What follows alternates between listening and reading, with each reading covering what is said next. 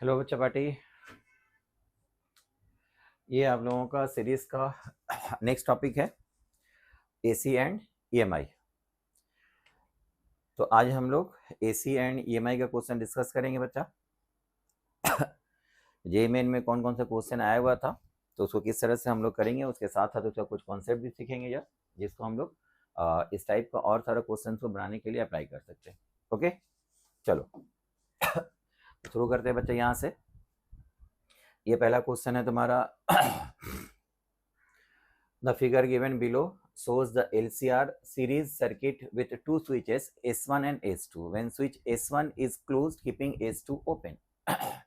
The phase difference phi between the current and the source voltage is 30 degree and the phase difference is 60 degree when S2 is closed, keeping S1 open. The value of 3L1 minus L2 is कितना होगा, एक से value निकालना है। देखो तो बच्चा देखो यहाँ पर ये कैपेसिटर, ये रेजिस्टेंस है, यहाँ पर सोर्स कनेक्टेड है, दो इंडक्टर है L1 L2 और दो स्विचेस है S2 S1। तो यहाँ पर सोचो पहले कंडीशन में क्या बोला है, जब S1 इज क्लोज, S1 को हम लोग क्लोज कर देंगे तो इसका मतलब ये पॉइंट आकर के इसके साथ कनेक्ट कर दिया तो ये वाला शॉर्ट सर्किट हो गया। शॉर्ट सर्किट होने का मतलब हो गया कि सर्किट के अंदर L2 is not consider to be connected, है ना। L2 को शॉर्ट सर्किट कर दिया तब L2 सर्किट में कंसीडर नहीं किया जाएगा। इन दैट केस हम लोग L1 C और R ये एक सीरीज LCR सर्किट बनेगा। उस वक्त हम लोगों का फेज डिफरेंस जो दे दिया है that is given as 30 degree, ठीक है। लेकिन जब बोल रहा है कि S2 is close keeping S1 open, अब S1 को ओपन कर दो तो ये सर्किट के अंदर कनेक्टेड रहेगा, है ना। और S2 को क्लोज करेंगे तो S2 क्लोज करने से तुम्हारा L1 जो होगा वो क्या हो जाएगा, शॉर्ट सर्किट हो जाएगा। पहले L2 शॉर्ट सर्किट हो रहा है, L1 कनेक्टेड है। सेकेंड टाइम में L1 शॉर्ट सर्किट हो रहा है, L2 कनेक्टेड है। और दोनों केस में फेज डिफरेंस का वैल्यू दे दिया हुआ था। फेज डिफरेंस का वैल्यू हो गया तुम्हारा पहले केस में 30 डिग्री, दूसरा केस में 60 डिग्री। तो 3L1 माइनस L2 का वैल्यू कितना होगा। तो बच्चा हम लोग फेज डिफरेंस का वैल्यू का फॉर्मूला क्या जानते हैं बताओ। LCR सर्किट में हो या LC सर्किट हो या फिर RC सर्किट हो या LR सर्किट हो, हम लोग डायरेक्ट लिख सकते हैं फेज डिफरेंस का फॉर्मूला निकालने के लिए tan phi equal to x by R. अब x में हम लोगों का अगर XL और XC दोनों रहेगा, अगर एक सिर्फ L रहेगा तो XL बाई आर, C रहा तो XC बाई आर, XL और XC दोनों सीरीज में रहेगा तो XL और XC का डिफरेंस लिखेंगे डिवाइडेड बाई आर लिखेंगे, ठीक है ना। तो यहाँ पर फर्स्ट केस में इन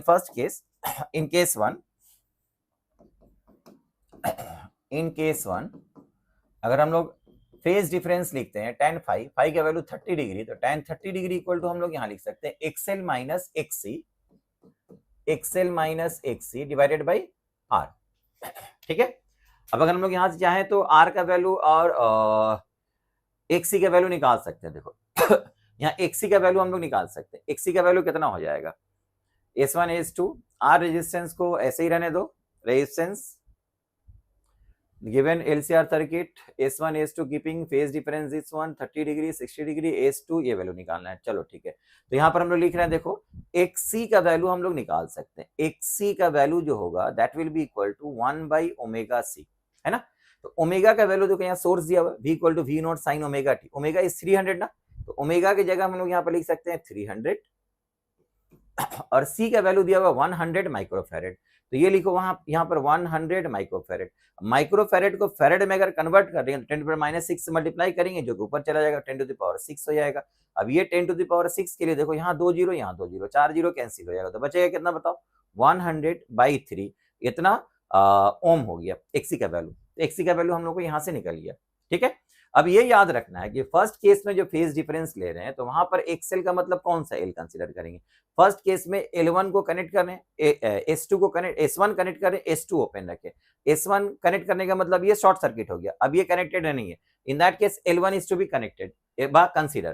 तो XL का जगह में लिखेंगे हम लोग omega into L1 minus XC का वैल्यू हो गया तुम्हारा कितना 100/3 डिवाइडेड बाई R, इसका वैल्यू बना कितना 1 दिस इज 1/√3, ठीक है। In second case, in case two अगर हम लोग कंसीडर करेंगे तो यहां पर फिर देखो फेज डिफरेंस हो गया 60 डिग्री और सेकेंड केस में हम लोग S2 को क्लोज कर दिए, S1 को ओपन रख रहे हैं, मतलब L1 शॉर्ट सर्किट हो जा रहा है और L2 सर्किट में कनेक्टेड है। अगर L2 सर्किट के अंदर कनेक्टेड रहेगा तो यहाँ पर XL का मतलब हो गया omega L2 minus XC। XC का वैल्यू हो जाएगा कितना बताओ, 100/3 डिवाइडेड बाई R। तो ये हो गया इसका वैल्यू √3। तो √3 omega L2 minus 100/3 divided by R। अब क्वेश्चन में देखो बच्चा, R का वैल्यू नहीं दिया हुआ है, तो R को हम लोगों को एलिमिनेट करना पड़ेगा। R एलिमिनेट करने के लिए हम लोगों को क्या करना पड़ेगा बताओ, इन दोनों को डिवाइड कर देंगे, एक को 1 मान लो, एक को 2 मान लो, तो 1 डिवाइडेड बाई 2 कर दो या 2 डिवाइडेड बाई 1 कर दो, तो यहाँ से R एलिमिनेट हो जाएगा। ठीक है, because R is not given, हमको निकालना है L1 और L2 का डिफरेंस। तो हम लोग इसको डिवाइड करेंगे, जैसे ये बड़ा √3 ऊपर रखो, डिवाइडेड बाई इस ये से डिवाइड करो, तो यहाँ पर बना √3, देखो डिवाइड करें हम लोग √3 डिवाइडेड बाई 1/√3। यहाँ चाहो तो तुम लोग एलसीएम ले सकते हो। ठीक है, ये ऊपर रखे 3 एलसीएम ले लो, तो ये हो गया 3 omega L2 minus 100 divided by, ये नीचे रहेगा 3 ओमेगा L1 माइनस 100। ठीक है बच्चा, अब ये √3 अगर ऊपर जाता है तो इसका वैल्यू कितना होगा 3। ठीक है, अब इसको क्रॉस मल्टीप्लाई करो, कितना आता है देखो, 3 ओमेगा इंटू 3, इससे मल्टीप्लाई करें तो ये 9 omega L1 minus 300 equal to 3 omega L2 minus 100। तो इसको एक साइड में लेकर के अगर हम लोग आएंगे तो यहाँ से 3 ओमेगा हम लोग कॉमन ले सकते हैं। 3 ओमेगा अगर हम लोग कॉमन ले लें, देखो यहाँ पर भी 3 ओमेगा, यहाँ पर भी 3 ओमेगा है, तो यहाँ से बचा हुआ रहेगा कितना बताओ, 3L1 minus L2 equal to, इसको अगर हम लोग यहाँ लेकर के आते हैं तो यहाँ से क्या मिलेगा, 300 minus 100 which is equal to 200। ठीक है, तो बच्चा यहाँ से देखो 3L1 माइनस L2, इसी का तो वैल्यू निकालना था हम लोग, है ना, 3L1 माइनस L2, यही तो वैल्यू निकालना था। जिस इक्वल टू कितना हो जाएगा, यहाँ पर बना तुम्हारा 200 और यहाँ हो गया 3 इंटू ओमेगा। अब ओमेगा का वैल्यू यहाँ पर पुट कर दो, ओमेगा वाज 300, यहाँ पर 300 पुट कर दो, तो ये 2 0 कैंसिल, तो यहाँ पर बच गया 2 डिवाइडेड बाई 9। तो ये आंसर हो गया तुम्हारा 3L1 माइनस L2 का। 3L1 माइनस L2 का वैल्यू हो गया 2/9। तो this is your correct answer. Clear बच्चा? ठीक है, चलो नेक्स्ट क्वेश्चन देखते हैं। इस तरह का क्वेश्चन बच्चा तुम लोगों को रह सकता है जहां पर कॉन्सेप्ट का बहुत ज्यादा जरूरत पड़ेगा, उसको अच्छे से प्रैक्टिस करके रखो तो इजीली क्वेश्चन को तुम लोग कर पाओगे। क्वेश्चन जब भी पढ़ो हमेशा क्वेश्चन समझने की कोशिश करो पहले, उसके बाद उसको अप्रोच करने की कोशिश करो।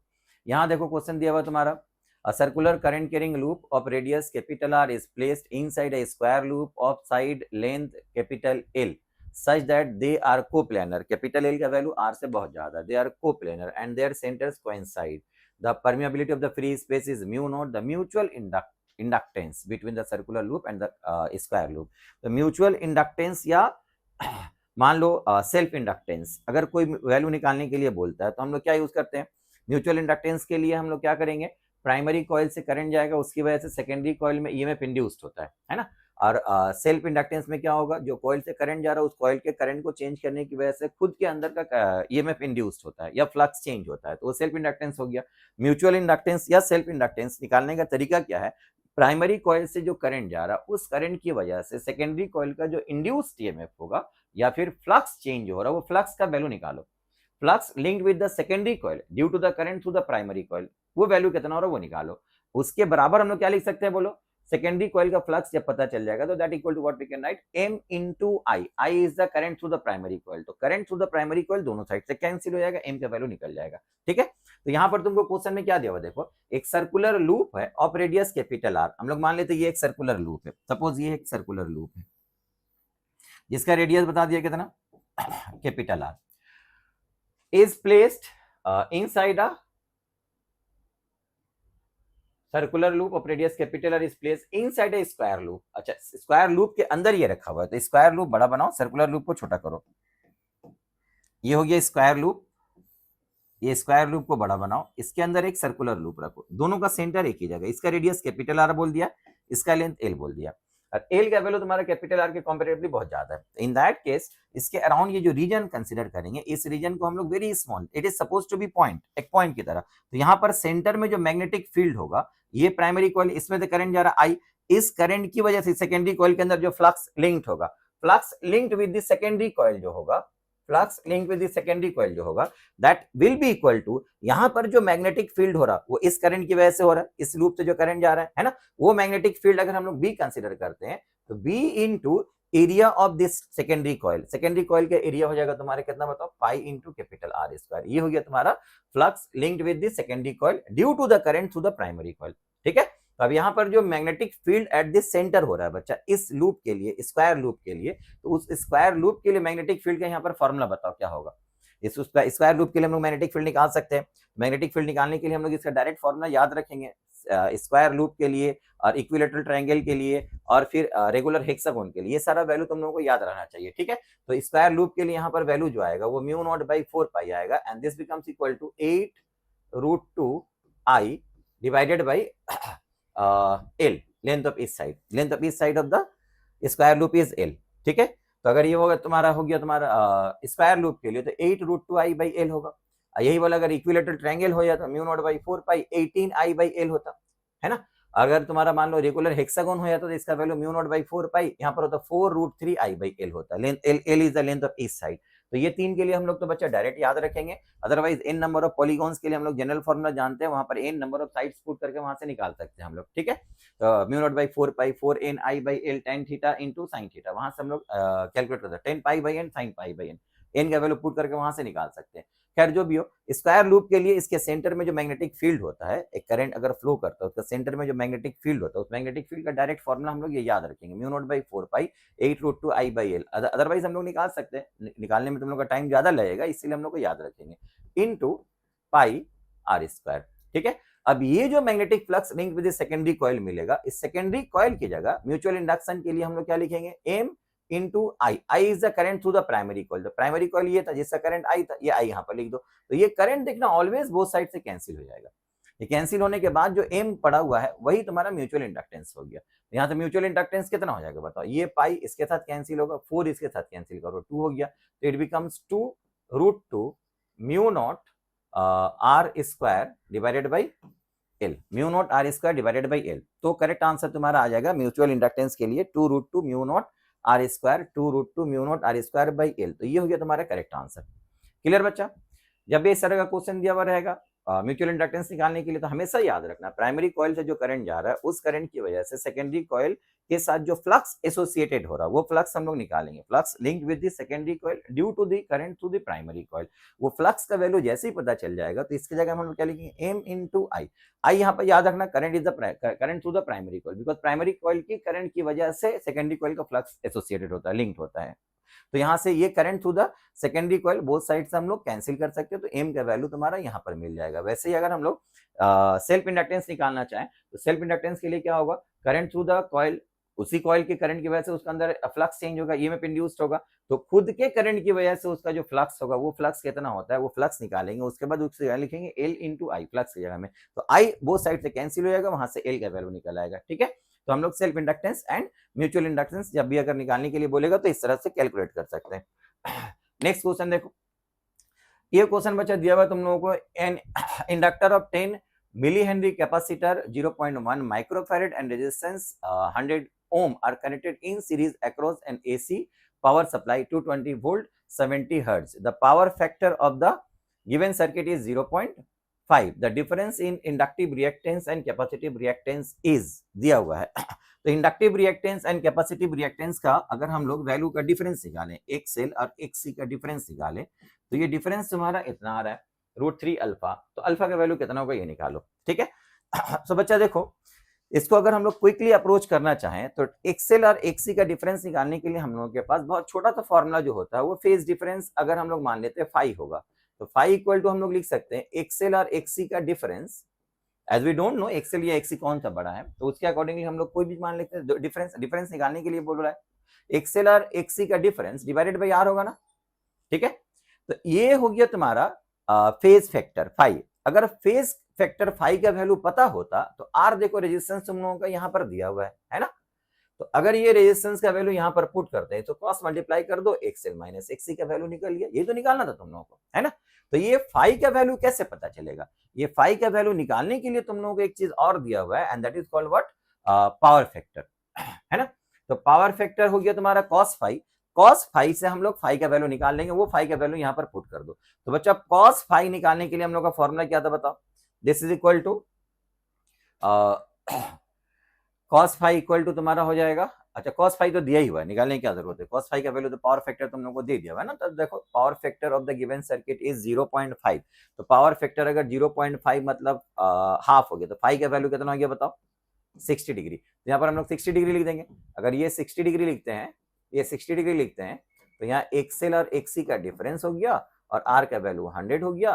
तो बोलो बच्चा एक्सएल और एक्सी का डिफरेंस कितना हो जाएगा, ये √3 100 मल्टीप्लाई कर दो, 100 √3 हुआ, ये हो गया तुम्हारा अल्फा का वैल्यू, है ना। तो √3 इंटू अल्फा था, तो अल्फा का वैल्यू हो गया तुम्हारा कितना 100। तो योर करेक्ट आंसर इज 100। ठीक है बच्चा, बेसिक कॉन्सेप्ट अगर तुम लोगों का क्लियर है तो क्वेश्चन को बनाने में हम लोग का टाइम नहीं लगेगा। बेसिक कॉन्सेप्ट यूज करेंगे हम लोग, क्वेश्चन को बहुत इजीली बहुत कम टाइम में हम लोग सॉल्व कर सकते हैं। नेक्स्ट क्वेश्चन देखो यहाँ पर, ये भी तुम लोग एसी का ही क्वेश्चन दिया हुआ है। In AC source of angular frequency omega is connected across the resistance capital R and a capacitor C in series, मतलब आरसी सीरीज सर्किट के बारे में बोल रहा है। The current is observe as I, now the frequency of the source is change to omega by 4, ठीक है। The current is found to be I/3, current change हो जाएगा। तो एंगुलर फ्रीक्वेंसी को बच्चा अगर हम लोग चेंज करते हैं तो आर के वैल्यू में तो चेंज नहीं होता है, लेकिन अगर सर्किट के अंदर एक्सएल या एक्सी है, आर एल या सी है, तो उसका जो वैल्यू होता है, एक्सएल का वैल्यू ओमेगा इंटू एल होगा, एक्सी का वैल्यू 1/ओमेगा इंटू सी होगा। तो ओमेगा चेंज करने की वजह से एक्सएल और एक्सी का वैल्यू चेंज हो जाता है, जिसकी वजह से सर्किट का जेड चेंज होगा, तो करंट का वैल्यू भी चेंज हो जाएगा, ठीक है। इस तरह का बहुत सारा क्वेश्चन हम लोग ऑलरेडी क्लास में डिस्कस कर चुके थे। अगर देखोगे तो यहाँ पर डायरेक्ट हम लोग क्या लिख सकते हैं, देखो पहले करंट जो होगा इनिशियली जो करंट होगा वो करंट आई था। तो आई का फॉर्मूला हम लोग क्या लिख सकते हैं बताओ, I equal to what we can write, EMF V मान लो या ई मान लो, वी या ई मान लो व्हाटएवर, ठीक है, divided by Z. Initially RC series circuit था, आरसी सीरीज सर्किट के लिए ये वाला हो जाएगा R square plus XC square होगा, है ना, ये बिकम्स एक्सी स्क्वायर, ये हो गया initially. E divided by Z बोलो या V डिवाइडेड बाई जेड बोलो, initial current in the circuit बोल दिया था तुम्हारा ये वाला, I equal to V divided by Z, Z का value √r square plus X square. अब बच्चा सेकंड टाइम्स देखो ओमेगा का वैल्यू को लोग क्या कर रहा है, ओमेगा का वैल्यू को ये लोग ओमेगा बाई 4 कर दे रहा है। तो न्यू एक्सी का जो वैल्यू आएगा उसको एक्सी डैश अगर हम लोग मानेंगे तो 1/ओमेगा सी जो हम लोग लिखते थे, तब ओमेगा को ओमेगा बाई क्या लिखना पड़ेगा, ओमेगा बाई 4, तो 4 ऊपर चला गया ना। तो पहले ये जो एक्सी का वैल्यू था ये 1/ओमेगा सी था, तो यहाँ पर 1/ओमेगा सी का 4 टाइम्स हो गया, तो इसको हम लोग 4 इंटू एक्सी बोल सकते हैं। अगर 4 टाइम्स ऑफ एक्सी हो जाएगा तो जेड का वैल्यू चेंज होगा, जेड का वैल्यू अगर देखो एक्सी का वैल्यू बढ़ गया ना, तो जेड का वैल्यू भी बढ़ जाएगा, जेड का वैल्यू जैसे ही इंक्रीज करेगा वैसे ही आई का वैल्यू क्या होगा, रिड्यूस हो जाएगा। तो न्यू केस में finally in second case we can say the current in the circuit becomes equal to I/3, the current is found to be I/3। जैसे ही ओमेगा को हम लोग ओमेगा बाई 4 किए, आई करंट कितना हो गया I/3। अभी करंट हम लोग लिख सकते हैं क्या चीज बताओ, I/3 इक्वल टू वोल्टेज तो वही रहेगा, जेड का वैल्यू अभी कितना हो जाएगा बताओ, आर स्क्वायर प्लस ये एक्सी की जगह में हम लोग एक्सी डैश पुट करेंगे जिसका वैल्यू होगा 4 टाइम्स ऑफ एक्सी, तो ये हो गया 16 एक्सी स्क्वायर, ओके। अब ये आई का वैल्यू यहां से ला करके इसमें पुट कर दो, आई की जगह यहाँ पर पुट कर दो, आई का वैल्यू यहाँ पर कितना था, v divided by 3 as it is छोड़ दो, ये हो गया तुम्हारा R square plus X square, ये हो गया v डिवाइडेड बाई √अंडर r square plus 16 X square. तो ये v चला गया, स्क्वायरिंग करो क्रॉस मल्टीप्लाई कर दो, तो यहाँ से मिलेगा 9 अंदर मल्टीप्लाई करेंगे तो ये 9 एक्स स्क्वायर, ये हो गया बच्चा तुम्हारा R square plus 16 XC square, है ना। हमको क्या निकालने बोला, ratio of the resistance of the reactance, resistance to reactance, मतलब आर डिवाइडेड बाई एक्सी का वैल्यू। तो आर को एक साथ करो पहले, ये हो गया 8 आर स्क्वायर, 9 को यहां लेकर क्या हो तो ये हो जाएगा 7 एक्सी स्क्वायर, है ना। तो आर डिवाइडेड बाई एक्सी का जो वैल्यू होगा वो 7/8 इसके ऊपर रूट हो जाएगा, √7/8 हो जाएगा। क्लियर बच्चा। तो आर डिवाइड बाई एक्सी का वैल्यू निकालने के लिए बोला तो तुम्हारा आंसर हो जाएगा 7/8। ठीक है, चलो नेक्स्ट क्वेश्चन देखते हैं हम लोग। यहाँ पर हो गया, in the given circuit below inductance values of L1, L2 and L3 are same. अच्छा, सबका वैल्यू L मान लेते हैं हम लोग, सबका वैल्यू सेम है। The magnetic energy stored in the entire circuit is UT and that stored in L2 inductor is UL। तो UT बाई UL कितना होगा? तो बच्चा देखो यहाँ से जो भी करंट आ रहा होगा वो करंट अगर हम लोग आई मान लेंगे, this current is suppose I, तो आई करंट की वजह से पूरा इंटायर सर्किट का जो एनर्जी होगा, इंटायर सर्किट का यू टोटल, ये हो जाएगा half L I square. Energy inductor के अंदर जो मैग्नेटिक एनर्जी स्टोर्ड होता है उसका फॉर्मूला क्या होता है बताओ, हाफ एल आई स्क्वायर। अगर आई हम लोग सर्किट का करंट मानते आई, तो टोटल के लिए हम लोग टोटल वैल्यू ऑफ एल लेना पड़ेगा। अब टोटल वैल्यू ऑफ एल के लिए देखो, ये भी एल है, ये भी एल है, ये भी एल है ना, तो ये दोनों पैरेलल कॉम्बिनेशन में, तो इन दोनों का इक्विवेलेंट वैल्यू कितना होगा, just like resistance, identical resistance अगर पैरेलल कॉम्बिनेशन में हो तो इक्विवेलेंट रेजिस्टेंस कितना होता है, R/2। यहाँ पर दोनों एल एल रहेगा तो पैरेलल कॉम्बिनेशन में कितना हो जाएगा, इन दोनों का इफेक्टिव वैल्यू L/2। L/2 के साथ ये L किस में, सीरीज कॉम्बिनेशन में, तो तीनों का मिला के इफेक्टिव वैल्यू ऑफ L कितना हो जाएगा बताओ, L प्लस L/2। तो पूरा का इफेक्टिव वैल्यू अगर हम लोग निकालेंगे तो L plus L/2 which is equal to 3L/2। तो इनिशियल एनर्जी हो जाएगा तुम्हारा हाफ L इफेक्टिव का वैल्यू हो गया 3L/2 इंटू आई स्क्वायर। ठीक है, दूसरा वाला जो एनर्जी बोला है वो किसके अंदर बोला है, दूसरा वाला एनर्जी UL जो है वो सिर्फ किसके अंदर बोला बताओ, UL L2 के अंदर। L2 का मतलब दिस वन। ठीक है, अब यहां से भी देखो, ये करंट जब आएगा, ये करंट आने के बाद चूंकि दोनों का वैल्यू L सेम है, तो ये करंट डिवाइड होगा, तो L के रेशियो में डिवाइड होगा, inverse ratio of L same रहेगा तो करंट भी इक्वली डिवाइड हो जाएगा। तो यहाँ पर करंट जो जाएगा वो I/2 होगा और यहाँ का करंट I/2 होगा। तो हमको सिर्फ इसका एनर्जी कितना होगा वो निकालने के लिए बोला है। तो इसका एनर्जी कितना होगा फिर से बताओ, हाफ एल आई स्क्वायर। इसका करंट लेकिन आई नहीं है, इसका करंट हो गया तुम्हारा I/2, तो ये हो जाएगा I²/4 है ना। तो फिर बच्चा UT/UL,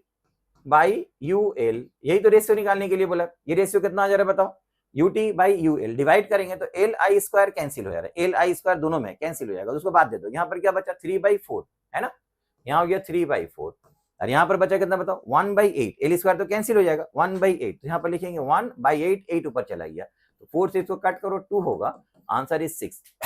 ठीक है, तो इन दोनों का रेशियो जो आएगा वो 6 हो जाएगा। क्लियर बच्चा, ठीक है। चलो नेक्स्ट क्वेश्चन देखते हैं हम लोग। ये metal rod of length L rotates about an one and at origin with a uniform angular velocity omega. The magnetic field radially falls off, radially decrease कर रहा है magnetic field, lambda being positive constant, magnetic field according to this equation decrease कर रहा है।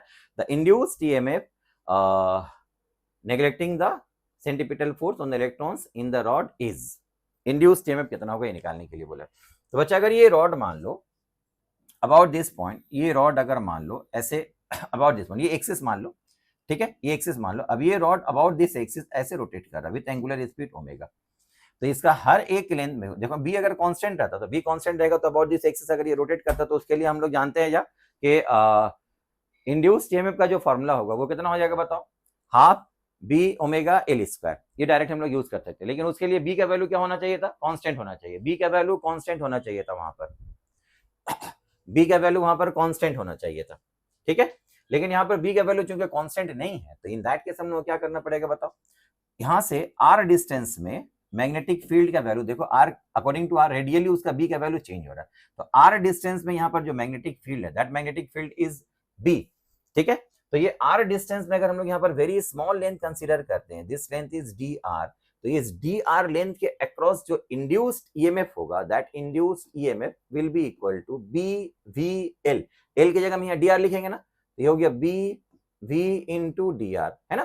तो B का formula हम लोग यहां से पुट करेंगे, बी इक्वल टू हो जाएगा तुम्हारा B naught e to the power minus lambda into r, और वी की जगह में लिखेंगे हम लोग ओमेगा, ये इस सर्कुलर पाथ में घूम रहा था, वी तो दिया हुआ नहीं है, दिया हुआ एंगुलर स्पीड, तो वी की जगह हम लोग लिख सकते हैं कितना बताओ, r into omega into D r हो गया, ठीक है।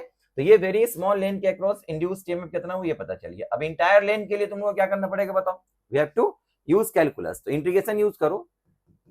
ऐसा वेरी स्मॉल लेंथ के लिए यहाँ कितना, टोटल के लिए कितना होगा, सबको ऐड करेंगे, ऐड करने के लिए हम लोग इंटीग्रेशन यूज करते हैं, तो यहाँ पर अगर इंटीग्रेशन यूज करेंगे तो हम लोग कितना मिलेगा बताओ, बी नॉट ओमेगा बाहर चला गया, ये बचा r into e to the power minus lambda r d are, ठीक है। इसका इंटीग्रेशन करो, लिमिट पुट करो 0 to L। अच्छा इसका इंटीग्रेशन करेंगे तो हम लोग को क्या मिलेगा देखो, अब यहाँ पर ये प्रोडक्ट ऑफ टू वेरिएबल हो गया, ये भी r एक फंक्शन है और e to the power minus lambda r exponential function है, तो दो फंक्शन अगर रहेगा तो हम लोगों को इंटीग्रेशन करने के लिए बाय पार्ट्स यूज करना पड़ेगा। इसके बाद बच्चा सिर्फ मैथ्स का प्रॉपर्टी यूज करना पड़ेगा, तो इंटीग्रेशन बाय पार्ट्स यूज करो, बाई पार्ट्स यूज करेंगे तो पहले r को हम लोग बाहर रखेंगे, e to the power minus lambda r का इंटीग्रेशन करेंगे, तो r बाहर हो गया, e to the power minus lambda r उसका इंटीग्रेशन करेंगे हम लोग, e to the power minus lambda r इसका इंटीग्रेशन करेंगे तो कितना आएगा, e to the power minus lambda r by minus lambda.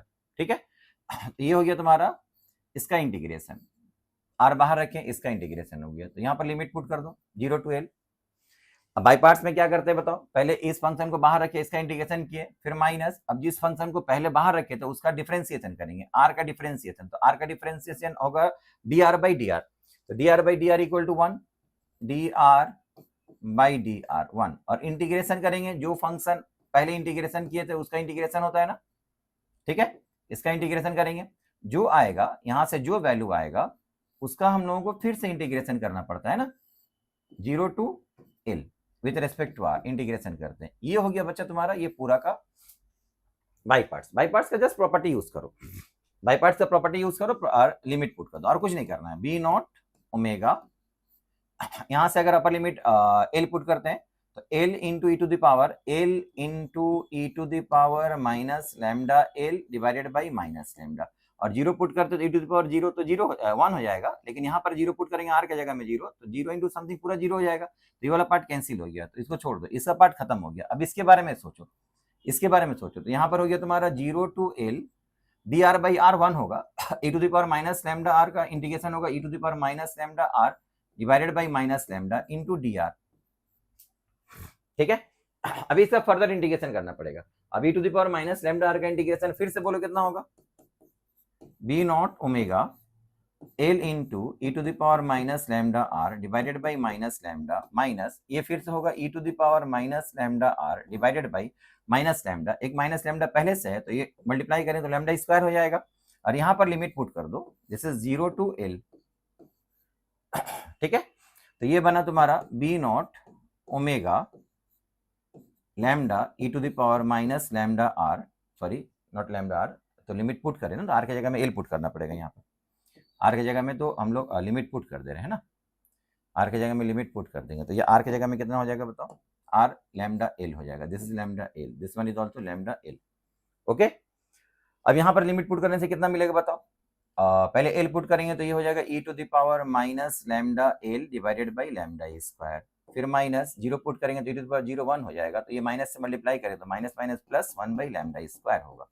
ठीक है, ये आ गया तुम्हारा इंटीग्रेशन के बाद। अब इसी को अरेंज कर दो, this becomes B naught omega 1 by lambda square, पहले लिखेंगे हम लोग, और इन दोनों में से हम लोग क्या कॉमन ले सकते हैं, अच्छा यहाँ पर माइनस लैम्डा था डिवाइडेड बाई माइनस लैम्डा, तो यहाँ माइनस लैम्डा रहेगा है ना, डिवाइडेड बाई माइनस लैम्डा, तो इन दोनों में से हम लोग एक माइनस साइन कॉमन ले सकते हैं और e to the power minus lambda L common ले सकते हैं। ठीक है, तो e to the power minus lambda L minus common हो, तो फर्स्ट वन में क्या बचेगा एल बाई लैम्डा, और दूसरा वाले में क्या बचेगा प्लस 1 बाई लैम्डा स्क्वायर, है ना, ये बचेगा तुम्हारा फाइनल रिजल्ट। तो ये रिजल्ट कौन सा आ गया बताओ, B naught omega 1 by lambda square minus 1 by lambda square minus e to the power minus lambda L 1 by lambda square plus L by lambda, तो ये तुम्हारा करेक्ट आंसर हो रहा है, ऑप्शन नंबर 1 हो गया तुम्हारा करेक्ट ऑप्शन।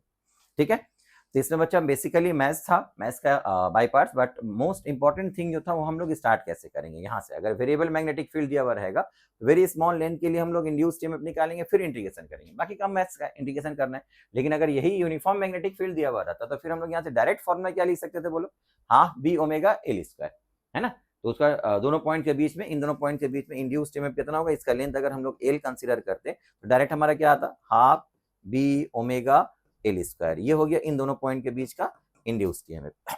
ठीक है, क्योंकि ये वाला फील्ड जो था नॉन यूनिफॉर्म मैग्नेटिक फील्ड था, इसके लिए हम लोग को कैलकुलस यूज करना पड़ा। क्लियर बच्चा, चलो नेक्स्ट क्वेश्चन देखते हैं हम लोग।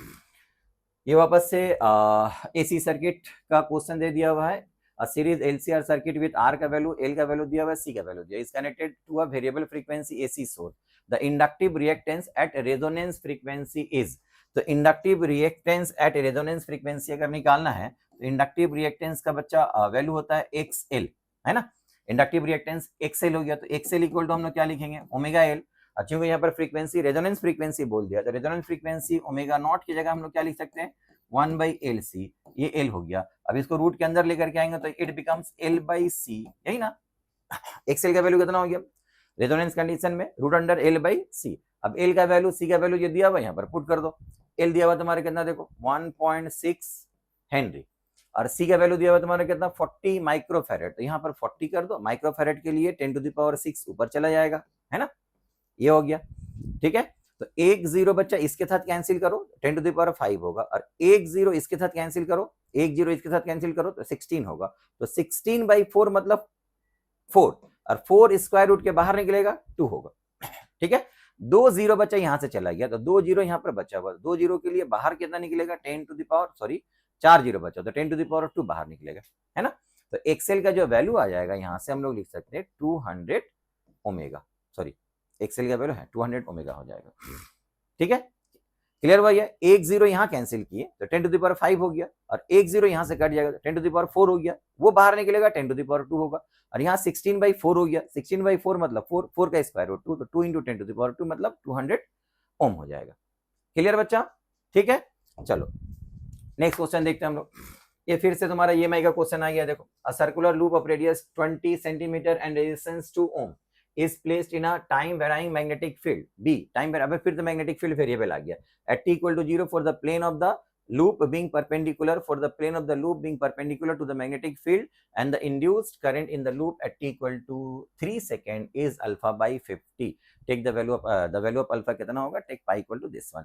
तो बच्चे यहाँ से हम लोग क्या कर सकते हैं, देखो at any instant of time phi का वैल्यू हो जाएगा तुम्हारा B into A, field is perpendicular to the plane of the loop, so flux maximum flux होगा and maximum flux is given by B into A, जहां पर B का value यहाँ पर दे दिया A की जगह में, तो हम लोग क्या लिख सकते हैं बोलो, पाई आर स्क्वायर, आर का वैल्यू दिया हुआ है ना, यहाँ पर हो गया पाई आर स्क्वायर और B हो गया तुम्हारा कितना 2t² + 2t + 3। ठीक है, तो अब हमको इंड्यूस्ड करंट निकालना है। इंड्यूस्ड करंट के लिए पहले हमको इंड्यूस्ड ईएमएफ निकालना पड़ेगा और इंड्यूस्ड ईएमएफ कैलकुलेट कैसे किया जा सकता है, using formula d∅/dt, magnitude of induced EMF. Magnitude of induced EMF निकालोगे तो ये हो गया पाई आर स्क्वायर और इसका डिफरेंशिएशन करो, इट इज 4t + 2, है ना।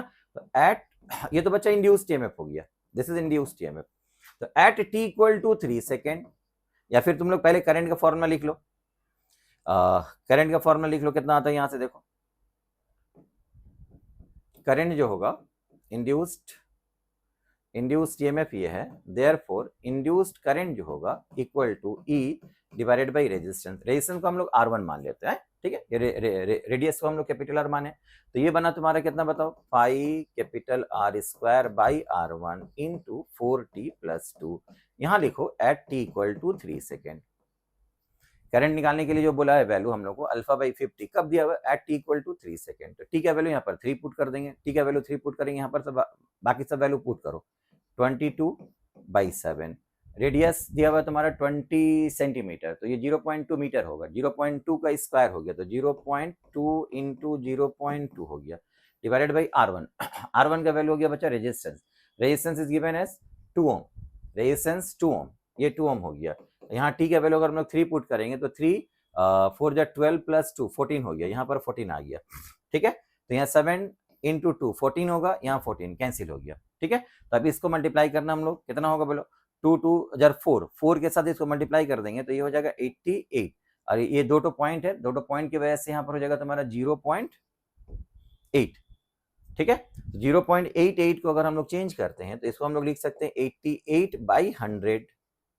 लेकिन तुम्हारा ऑप्शन दिया हुआ α/50, तो इसको बाई 50 करने से 2 से कट करो तो 44/50 हो जाएगा, तो ये अल्फा का वैल्यू हो गया। अल्फा का वैल्यू तुम्हारा हो गया कितना, 44। ठीक है, तो alpha becomes equal to 44। Clear बच्चा, चलो नेक्स्ट क्वेश्चन देखते हैं हम लोग। नेक्स्ट यहाँ पर आ गया तुम्हारा, small cube of side 1 millimetre is placed at the centre of a circular loop of radius 10 centimetre carrying a current of 2 ampere. ठीक है, the magnetic energy stored inside the cube is alpha into 10⁻⁻14 joule, the value of alpha is। तो एक small cube को हम लोग कहाँ रख रहे हैं, देखो ये एक सर्कुलर, ये एक तुम्हारा सर्कुलर लूप है जिसका रेडियस हो गया कैपिटल R, कैपिटल R का वैल्यू दे दिया बस 10 सेंटीमीटर। इसके अंदर करंट जो जा रहा है, कैरिंग अ करंट ऑफ, ये जो करंट जा रहा है, दिस करंट इज 2 एम्पेयर। इसकी वजह से इसका सेंटर में एक मैग्नेटिक फील्ड प्रोड्यूस होगा। ठीक है, तो magnetic field, a small cube of side 1 millimeter is placed at the center of a circular loop of radius 10 centimeter carrying a current of 2 ampere. The magnetic energy stored inside the cube is, magnetic energy stored inside the cube, इस cube के अंदर magnetic energy कितना है, magnetic energy inside the cube. तो बच्चा इसके लिए पहले हम लोग देखेंगे कि इसका एनर्जी डेंसिटी का फॉर्मूला क्या होता है। एनर्जी डेंसिटी अगर हम लोग यहाँ पर निकालते हैं एनर्जी डेंसिटी, तो एनर्जी डेंसिटी का फॉर्मूला होता है b²/2μ0। एनर्जी डेंसिटी का मतलब होता है क्या चीज बताओ, एनर्जी पर यूनिट वॉल्यूम। तो यूनिट वॉल्यूम के अंदर मैग्नेटिक फील्ड के अंदर जो एनर्जी स्टोर्ड होता है उसका फॉर्मूला है b²/2μ0। तो अगर हम लोग टोटल एनर्जी स्टोर्ड कितना हुआ ये निकालें तो हमको total volume of the cube से मल्टीप्लाई करना पड़ेगा, है ना। तो यहाँ पर हम लोग क्या करेंगे b²/2μ0 into energy of the sorry total volume of the cube. तो वॉल्यूम ऑफ द क्यूब के लिए अगर उसका ईस्ट साइड को हम लोग एल मान लेते हैं, एल ईस्ट साइड एल मान लो, तो क्यूब ऑफ वॉल्यूम का क्यूब का वॉल्यूम जो होगा वो कितना हो जाएगा, एल क्यूब हो जाएगा, ठीक है। तो ये हो गया तुम्हारा टोटल एनर्जी, जिसमें से एल का वैल्यू तुमको बता दिया है, 1 each side of the cube is 1 millimetre. तो 1 मिलीमीटर का वैल्यू यहाँ पर मीटर में चेंज करके पुट कर दो। म्यू नॉट का वैल्यू हम लोग जानते हैं वहां पर दिया हुआ है, बी हो गया इस सर्कुलर लूप की वजह से इसके सेंटर में मैग्नेटिक फील्ड कितना होगा। तो सेंटर में मैग्नेटिक फील्ड निकालोगे तो उसका फॉर्मूला क्या बताओ, mu naught by 4 pi I divided by R, R is the radius, okay. तो यहां से अगर हम लोग वैल्यू पुट करते हैं म्यू नॉट बाई 4 पाई की जगह में डायरेक्ट लिख सकते हैं 10⁻⁻⁷, ठीक है। और यहां से हो गया 2 इंटू पाई, पाई का वैल्यू अगर हम लोग पुट करते हैं 22/4, 3.14 दिया हुआ तो 3.14 लिख सकते हो, इंटू आई, आई हो गया तुम्हारा current, current is given as 2 ampere, तो यहाँ पर 2 एम्पेयर हो गया। और ये हो गया रेडियस, रेडियस हो गया 10 centimetre, 10 centimetre radius of the loop है तो उसको मीटर में चेंज कर लो। 10 सेंटीमीटर कितना हो जाएगा बताओ, 0.1, तो यहाँ पर हो गया तुम्हारा 0.1, ठीक है। तो इसको सिंप्लीफाई करने से हम लोग क्या मिलेगा, देखो ये पॉइंट हटाओ, एक पॉइंट अगर ऊपर चला जाएगा तो ये पॉइंट एक 10 ऊपर चला जाएगा तो 10⁻⁻6 हो गया, यहाँ 2 इंटू 2 4 हो गया, तो 4 इंटू पाई स्क्वायर भी हम लोग लिख सकते हैं यहाँ पर, है ना। 3.14 को पाई लिख सकते हैं, 4 पाई इंटू 10⁻⁻6, ये बी का वैल्यू हुआ। तो यहाँ पर बी की जगह में बी का वैल्यू पुट करो, बी का वैल्यू यहाँ पर पुट करो, तो यहाँ पर 4 का स्क्वायर 16 होगा, पाई का स्क्वायर पाई स्क्वायर होगा, और 10 के ऊपर पावर -12 होगा, है ना। और एल का वैल्यू हो गया तुम्हारा 1 millimetre, small cube of length of each side दिया हुआ 1 मिलीमीटर, 1 मिलीमीटर को अगर मीटर में चेंज करेंगे तो 10⁻³ होगा। अब उसका क्यूब करेंगे हम लोग तो 10⁻³ का क्यूब कितना हो गया, 10⁻⁹, ठीक है, 10⁻⁹ divided by 2 into mu naught, mu naught का यहाँ पर वैल्यू पुट करो, म्यू नॉट का वैल्यू होगा 4 पाई इंटू 10⁻⁷, 4 पाई इंटू 10⁻⁷, तो 4 पाई इंटू 10⁻⁷ का वैल्यू देखो यहाँ से कितना आ रहा है, एक तो 4 2 जार 8, यहाँ से 2 बचा, एक पाई कैंसिल हो गया, तो 2 इंटू पाई, पाई का वैल्यू यहाँ पर हम लोग पुट कर सकते हैं 3.14, और ये 10 के ऊपर पावर कितना बचा देखो, 10 टू द पावर यहाँ से -7, 10⁻⁷ कैंसिल हो जाएगा, तो एक -2 बचेगा, यहाँ 10⁻12 है, तो ये बचा कितना 10⁻14। अब इसको मल्टीप्लाई कर दो, दिस बिकम 6.28 इंटू 10⁻⁻14 जूल, ये हो गया तुम्हारा टोटल एनर्जी, ठीक है।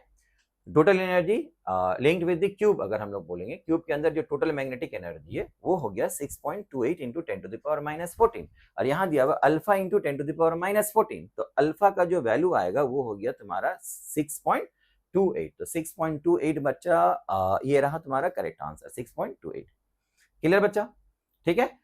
तो ये एनर्जी डेंसिटी के लिए याद रखोगे, एनर्जी डेंसिटी होता है तुम्हारा this one per unit volume. अब टोटल जिस चीज के साथ भी कोई भी सॉलिड वहां पर हो सकता है जिसके साथ energy total energy magnetic energy associated कितना हो, ये निकालो, तो उस जो शेप ऑफ फिगर यहाँ पर दिया हुआ रहेगा उसके वॉल्यूम के साथ मल्टीप्लाई कर देंगे।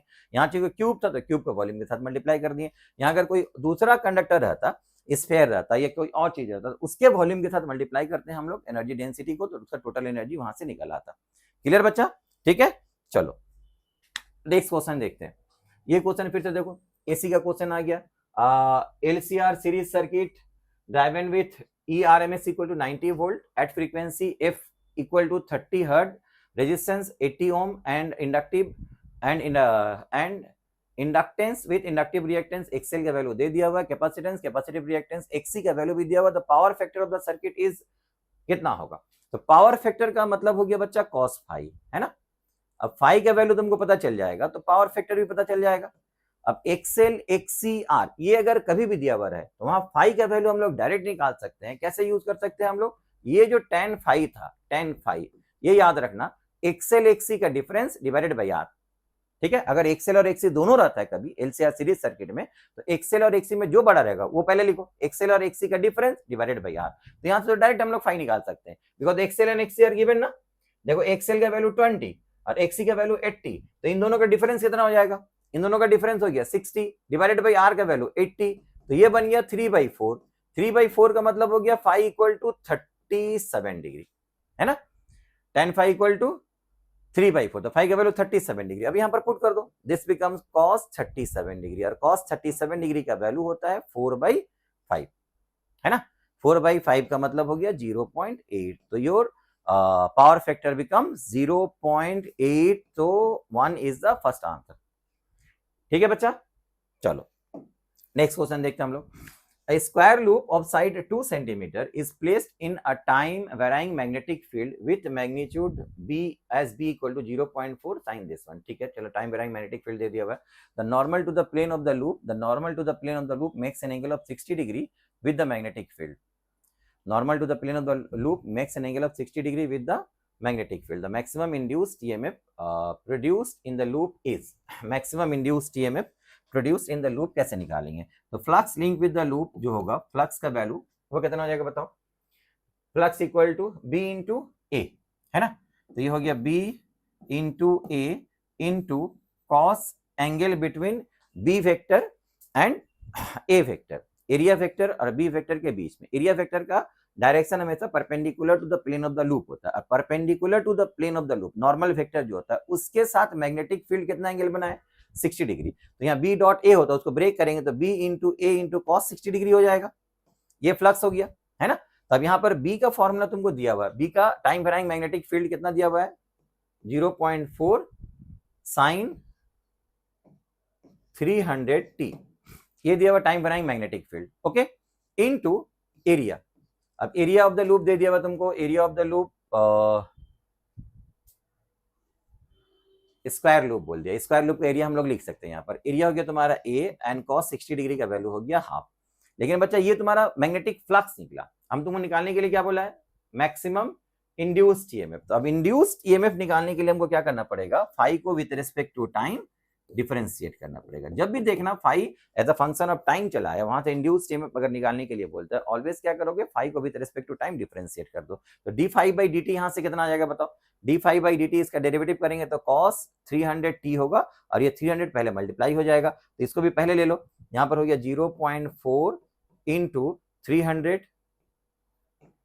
इंटू ए का मतलब हो गया तुम्हारा side square, length of each side, length of each side हो गया तुम्हारा, देखो 2, ये स्क्वायर लूप बोला था ना, स्क्वायर लूप का एरिया कितना होगा, side square, length of each side 2 centimetre, इसका मतलब 2 इंटू 10 टू द पावर -2, या एरिया हम लोग ऐसे लिख रहे हैं 2 इंटू 10 टू द पावर -2, 2 का स्क्वायर होगा ना, 2 इंटू 10 में माइनस, इसका स्क्वायर कर दो, ये साइड हुआ, इसका स्क्वायर कर दो, ये ए हो गया, into half into cos 300t, ये हो गया induced EMF. D phi by D t का वैल्यू का मतलब क्या हो गया, दिस इज इंड्यूस्ड ईएमएफ। अब हमको क्या निकालने के लिए बोला, देखो the maximum induced EMF produced in the loop कितना होगा। अगर तुमको बोल देता कि मैं इंड्यूस्ड ईएमएफ कैलकुलेट करो at t equal to 1 second, at t equal to 2 second, तो वो t का वैल्यू हम लोग यहाँ पर पुट कर देते। लेकिन अगर मैक्सिमम इंड्यूस्ड ईएमएफ बोलेगा तो e का वैल्यू मैक्सिमम कब होगा, जब ये टोटल इक्वल टू मैक्सिमम होगा, विच इज इक्वल टू 1, तो इसका वैल्यू यहाँ पर 1 पुट कर दो, तो फिर ई का वैल्यू तुम्हारा मैक्सिमम निकलेगा। तो मैक्सिमम इंड्यूस्ड ईएमएफ जो आएगा that becomes equal to this equal to 1। अब उसके बाद इसका वैल्यू कैलकुलेट कर लो, कितना आ रहा है देखो, यहाँ पर से एक जीरो कैंसिल करो, तो ये हो गया 4 इंटू 30 रहेगा, दिस इज 4 इंटू 30, ठीक है। यहाँ पर 2 का स्क्वायर हो गया 4 इंटू 10 टू द पावर -4, ठीक है, डिवाइडेड बाई 2, एक 2 रहेगा, 2 से डिवाइड कर दो, तो यहाँ से 2 से कट करेंगे तो ये हो गया कितना 2, है ना। तो ये 4 2 जार 8, 8 4 2 जार 8, 8 3 जार 24, 24 और एक जीरो इसके साथ कैंसिल कर दो, तो 10 टू द पावर -3 हो गया। इतना वोल्ट होगा, क्योंकि आंसर हम लोगों का दिया हुआ किसमें, मिली वोल्ट में, है ना। आंसर देखो यहाँ पर तुम लोग को दिया हुआ किसमें, मिली वोल्ट में, तो इसको मिली वोल्ट में अगर कन्वर्ट करेंगे तो 10 to the power -3 volt equal to milli volt होता है, तो इट बिकम्स 24 मिली वोल्ट। ठीक है, तो करेक्ट आंसर हो जाएगा तुम्हारा 24 मिली वोल्ट, 24 हो जाएगा। ओके, चलो नेक्स्ट क्वेश्चन देखो यहाँ पर दिया हुआ, 30 centimeter long solenoid has 10 turns per centimeter and area of 5 centimeter square. The current through the solenoid coils varies from 2 ampere to 4 ampere.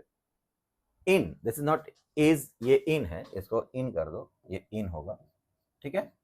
In 3.14 second, the EMF induced in the coil is, EMF induced in the coil ये दिया हुआ है, तो induced EMF in the coil अगर हम लोग निकालेंगे तो induced EMF जब करंट का वैल्यू चेंज होता है, अगर हम लोग सेल्फ इंडक्टेंस कंसीडर करें, कॉइल अपना ही करंट चेंज करके अगर अपने अंदर EMF इंड्यूस करता है, तो उसका इंड्यूस्ड EMF का फॉर्मूला हम लोग क्या यूज करते हैं बताओ, इंड्यूस्ड EMF का फॉर्मूला होता है L इंटू di/dt, है ना, L इंटू di/dt। और यहाँ पर L का जो वैल्यू होगा, L सोलिनॉइड का सेल्फ इंडक्टेंस जो होता है उसका फॉर्मूला क्या होता है बताओ, mu not n square a into L, small l is the length of the solenoid, ठीक है, small l is the length of the solenoid, 30 centimeter long solenoid बोल दिया, L दिया हुआ, a area of cross section of the solenoid, n is the number of turns per unit length and mu naught is absolute permeability, ठीक है। तो ये value यहां से हम लोग पुट करेंगे di/dt। देखो इस टाइम के अंदर 3.14 सेकंड के अंदर करंट का वैल्यू चेंज कितना हुआ, 2 एम्पियर से 4 एम्पियर हुआ, तो चेंज कितना हुआ, change is equal to 2 ampere, तो यहाँ पर 2 एम्पियर चेंज हुआ, डिवाइडेड बाय टाइम पुट करो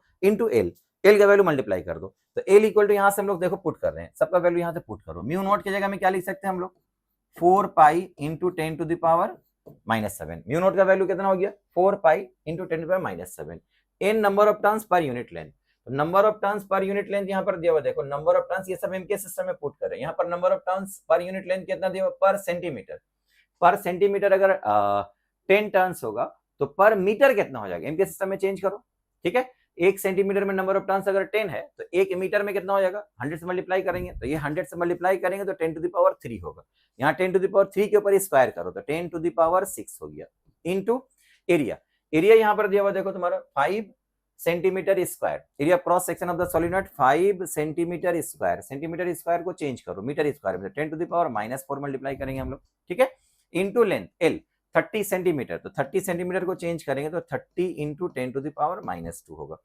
तो इसका वैल्यू कितना हो रहा है, इसको एक साथ कर लो, ये हो गया 4 पाई इंटू, यहाँ से अगर हम लोग मल्टीप्लाई करेंगे तो 4 पाई ऐसे रखो, या 5 इंटू 3, 5 इंटू 3 15 हो गया, उसके बाद 10 के ऊपर पावर ले लो, पावर कितना हो जाएगा बताओ, यहाँ एक 0 हो गया, तो ये हो गया 0, मतलब ये 7 हो गया, 10 to the power -7, ये 10 to the power 7 कैंसिल हो जाएगा, 10 to the power -2, 10 to the power -4, ये 10 to the power -6 बचेगा, ठीक है, 4 पाई यहाँ रहा, ये वाला ये एक 0, इसको दे दो 10 to the power 7, 10 to the power -7 cancel हो जाएगा, 5 3 जा 15 हुआ, और ये दोनों 10 के ऊपर पावर -6 हो जाएगा, इसका वैल्यू ला करके यहाँ पर पुट कर दो, क्योंकि इसका वैल्यू यहाँ पर ला करके पुट कर दो, L इक्वल टू कितना लिखेंगे हम लोग, 4 pi into 15 into 10 to the power -6, और ये di/dt हो गया, तो di/dt का वैल्यू कितना होगा यहाँ से बताओ, di/dt अभी बोले हम लोग, di/dt चेंज इन करंट कितना हो गया, 2 एम्पियर से 4 एम्पियर चेंज हो गया, 2 डिवाइडेड बाई टाइम, कितना टाइम में हुआ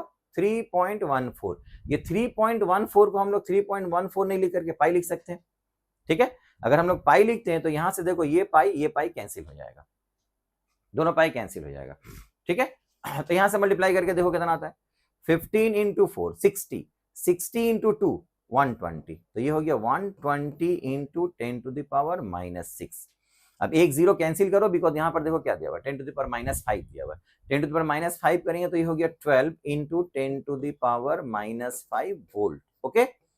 तो बच्चा तुम्हारा इंड्यूस्ड EMF जो होगा वो 12 into 10 to the power -5 volt होगा, यहाँ पर दिया हुआ alpha into 10 to the power -5, तो अल्फा का वैल्यू आ गया तुम्हारा 12, अल्फा का वैल्यू आ गया 12, ओके, क्लियर बच्चा।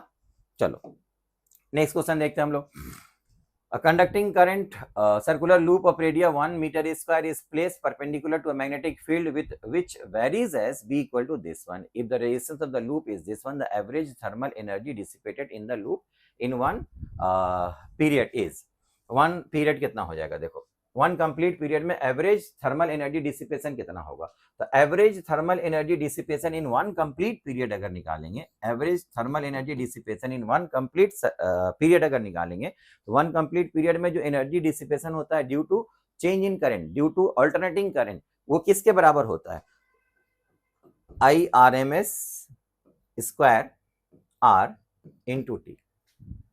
आई आर एम एस स्क्वायर, अगर हम लोग आर एम एस करंट हम लोग मान लेते हैं, तो आर एम एस करंट की वजह से कैपिटल टी टाइम में जो अमाउंट ऑफ हीट प्रोड्यूस होता है, same amount of heat produce होता है due to the variable current, alternating current in the same time. तो R M S value of the current निकालो, रेजिस्टेंस का value दिया हुआ है, देखो resistance of the loop is given है 100 और टी का वैल्यू तो यहाँ से हम लोग निकाल सकते हैं, omega equal to 100, omega equal to 2 pi by T put करो, T equal to 2 pi by omega हो जाएगा। तो यहाँ से हम लोग डायरेक्ट पुट करते हैं 2 पाई बाई ओमेगा माने पाई बाई 50 है ना, 2 पाई बाई ओमेगा, ओमेगा का वैल्यू 100 दिया हुआ है, ओमेगा का वैल्यू 100, तो पाई बाई 50 होगा। आर का वैल्यू कितना हो गया 100, ये डायरेक्ट पुट करते, तुमको सिर्फ निकालना है आईआरएमएस। आईआरएमएस कैसे निकालेंगे हम लोग, आईआरएमएस निकालने के लिए पहले फ्लक्स लिंक, वेरिएबल फील्ड है, flux link with the coil कितना हो गया बी इंटू ए, है ना, बी इंटू ए। अब बी का वैल्यू देखो यहाँ पर दे दिया हुआ, B is given as sine 100t into area, area A मान लो। अब ये phi as a function, phi जब भी बच्चा देखना फंक्शन ऑफ टाइम आ जाएगा, तो इंड्यूस्ड ईएमएफ निकालने के लिए फाई को with respect to time differentiate कर दो, ए को बाहर ले लो, यहाँ 100 पहले आ जाएगा, 100 ए इंटू कॉस 100t, ठीक है। If the resistance of the loop is this one, then the average thermal energy dissipation, तो average thermal energy dissipation के लिए हम लोग को देखो IRMS निकालना पड़ेगा। IRMS का वैल्यू होता है I not maximum peak value of the current divided by √2, है ना। तो यहाँ पर peak value of the current कितना होगा, ये तो इंड्यूस्ड ईएमएफ हो गया, तब करंट निकालेंगे हम लोग तो इसको R से डिवाइड करेंगे, है ना, E divided by R, R का वैल्यू 100, 100 से इसको डिवाइड कर दो, 100 कैंसिल हो गया, तो A cos ओमेगा t ये होगा, ये हो गया I। तो आई ये बना तुम्हारा आई नॉट ना, तो आई नॉट का जो वैल्यू बना तुम्हारा वो आई नॉट का वैल्यू ए के बराबर होगा, और लूप का एरिया देखो तुम्हारा दिया हुआ एम के सिस्टम में 1, तो आई नॉट का वैल्यू बना 1 एम्पियर, ठीक है। तो आई आर एम एस का वैल्यू कितना बनेगा बताओ, 1 बाई √2 एम्पियर। आई नॉट अगर 1 एम्पियर होता है तो आई आर एम एस का वैल्यू कितना होगा, आई नॉट बाई √2, आई नॉट का वैल्यू 1 डिवाइडेड बाई √2 कर दो। अब ये वैल्यू ला करके यहाँ पर पुट कर दो, तो ये हो गया तुम्हारा 1/2, 1/√2 का स्क्वायर 1/2, आर का वैल्यू कितना हो गया बताओ 100, और टी हो गया तुम्हारा कितना 2 पाई बाई ओमेगा, ओमेगा का वैल्यू यहाँ पर 100, ये 100 यहाँ पर पुट कर दो, ठीक है। तो 100 कैंसिल, 2 कैंसिल, बचा हुआ कितना रहा पाई। तो thermal energy in one complete period जो प्रोड्यूस होगा वो पाई जूल होगा, पाई जूल का मतलब हो गया तुम्हारा ये आंसर होगा। क्लियर बच्चा, ठीक है, बुझने को पड़ता है, ठीक है बच्चा। अभी देखो ये भी तुम्हारा EMI का क्वेश्चन है, 1 metre long metal rod AB completes the circuit as shown in the figure. The area of the circuit is perpendicular to the magnetic field of 0.1 Tesla. If the resistance of the rod total circuit is 2 ohm, then the force needed to move the rod towards right with constant speed. Constant speed के साथ जब rod move करने लगेगा तो उसको हम लोग क्या बोलते हैं, टर्मिनल स्पीड। कांस्टेंट स्पीड का मतलब हो गया कि नेट फोर्स 0 होगा, एक्सेलरेशन नहीं होगा। नेट फोर्स 0 कब होगा, देखो जब हम लोग इसको खींच करके लेकर के जा रहे हैं विद सम फोर्स, उस फोर्स की वजह से जब ये कंडक्टर मूव करेगा तो इस कंडक्टर के दोनों एंड के बीच में एक ईएमएफ इंड्यूस्ड होता है, that induced EMF is given by, that induced EMF is given by BVL, ये हो गया इंड्यूस्ड ईएमएफ BVL, है ना।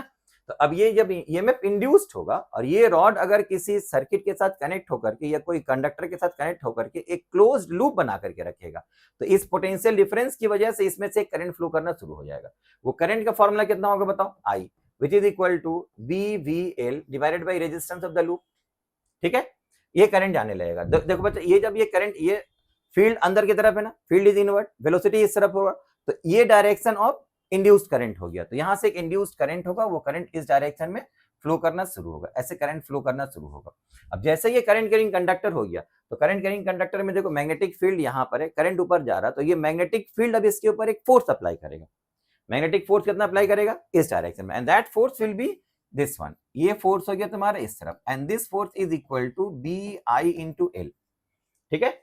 और इस साइड में अगर एक फोर्स रहता मान लो F, ये F बी आई एल के बराबर अगर होगा तो नेट फोर्स 0 हो जाएगा। अब जब नेट फोर्स 0 होगा तब फिर ये कंडक्टर मूव करेगा विद कांस्टेंट वेलोसिटी। अगर नेट फोर्स 0 नहीं होता है तो फिर इसके अंदर एक एक्सेलरेशन होगा, वेलोसिटी कांस्टेंट नहीं होगा। ठीक है, तो क्योंकि हमको एफ निकालने के लिए बोला था तो F must be equal to B I L, और आई का वैल्यू यहां से पुट कर दो, B we L divided by R into L.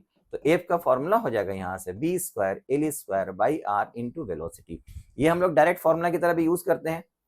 ठीक है, क्लास में बहुत बार बताया तुम लोगों को, इसको हम लोग direct as a formula use करते हैं। जब भी अगर बोलेगा कि ये कंडक्टर टर्मिनल वेलोसिटी एक्वायर कर लिया है तो force acting on the rod जो होता है is equal to B square L square by R into V. उसको डायरेक्ट हम लोग एज अ फॉर्मूला यूज कर सकते हैं। अब यहाँ अगर डेटा दिया हुआ रहेगा, जो डेटा दिया हुआ उसको पुट कर दो, यहाँ से कैलकुलेशन करो, एफ का वैल्यू निकल आएगा। एफ का वैल्यू कितना आ रहा है देखो, बी मैग्नेटिक फील्ड कितना दिया हुआ है 0.1 टेस्ला, बी का स्क्वायर करो तो 0.1 मतलब 0.1 का मतलब हो गया 10 टू द पावर -1 है ना, इसका स्क्वायर करो 10 टू द पावर -2।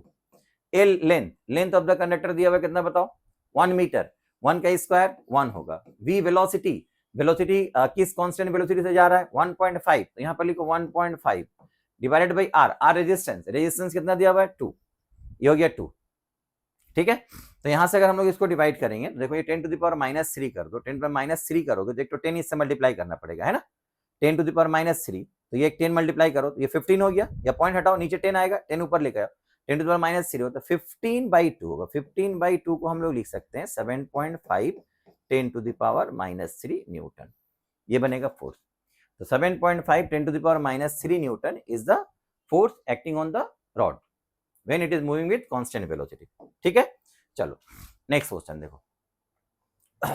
ये बच्चा एलसी ऑसिलेशन का क्वेश्चन दिया हुआ, capacitor C is first charge fully with potential difference of V naught and disconnected from the battery. Charge capacitor को ला करके हम लोग एक इंडक्टर के साथ कनेक्ट कर देंगे, तो इंडक्टर के पास इनिशियली कोई एनर्जी नहीं रहता, तो कैपेसिटर उसको चार्ज देना शुरू कर देता है, तो उसमें एनर्जी का ऑसिलेशन होता है, चार्ज का ऑसिलेशन होता है ना। तो यहाँ पर बोल दिया क्वेश्चन में in T second just like simple harmonic motion, यहाँ पर सिंपल हार्मोनिक मोशन का सारा कंडीशन हम लोग यूज कर सकते हैं।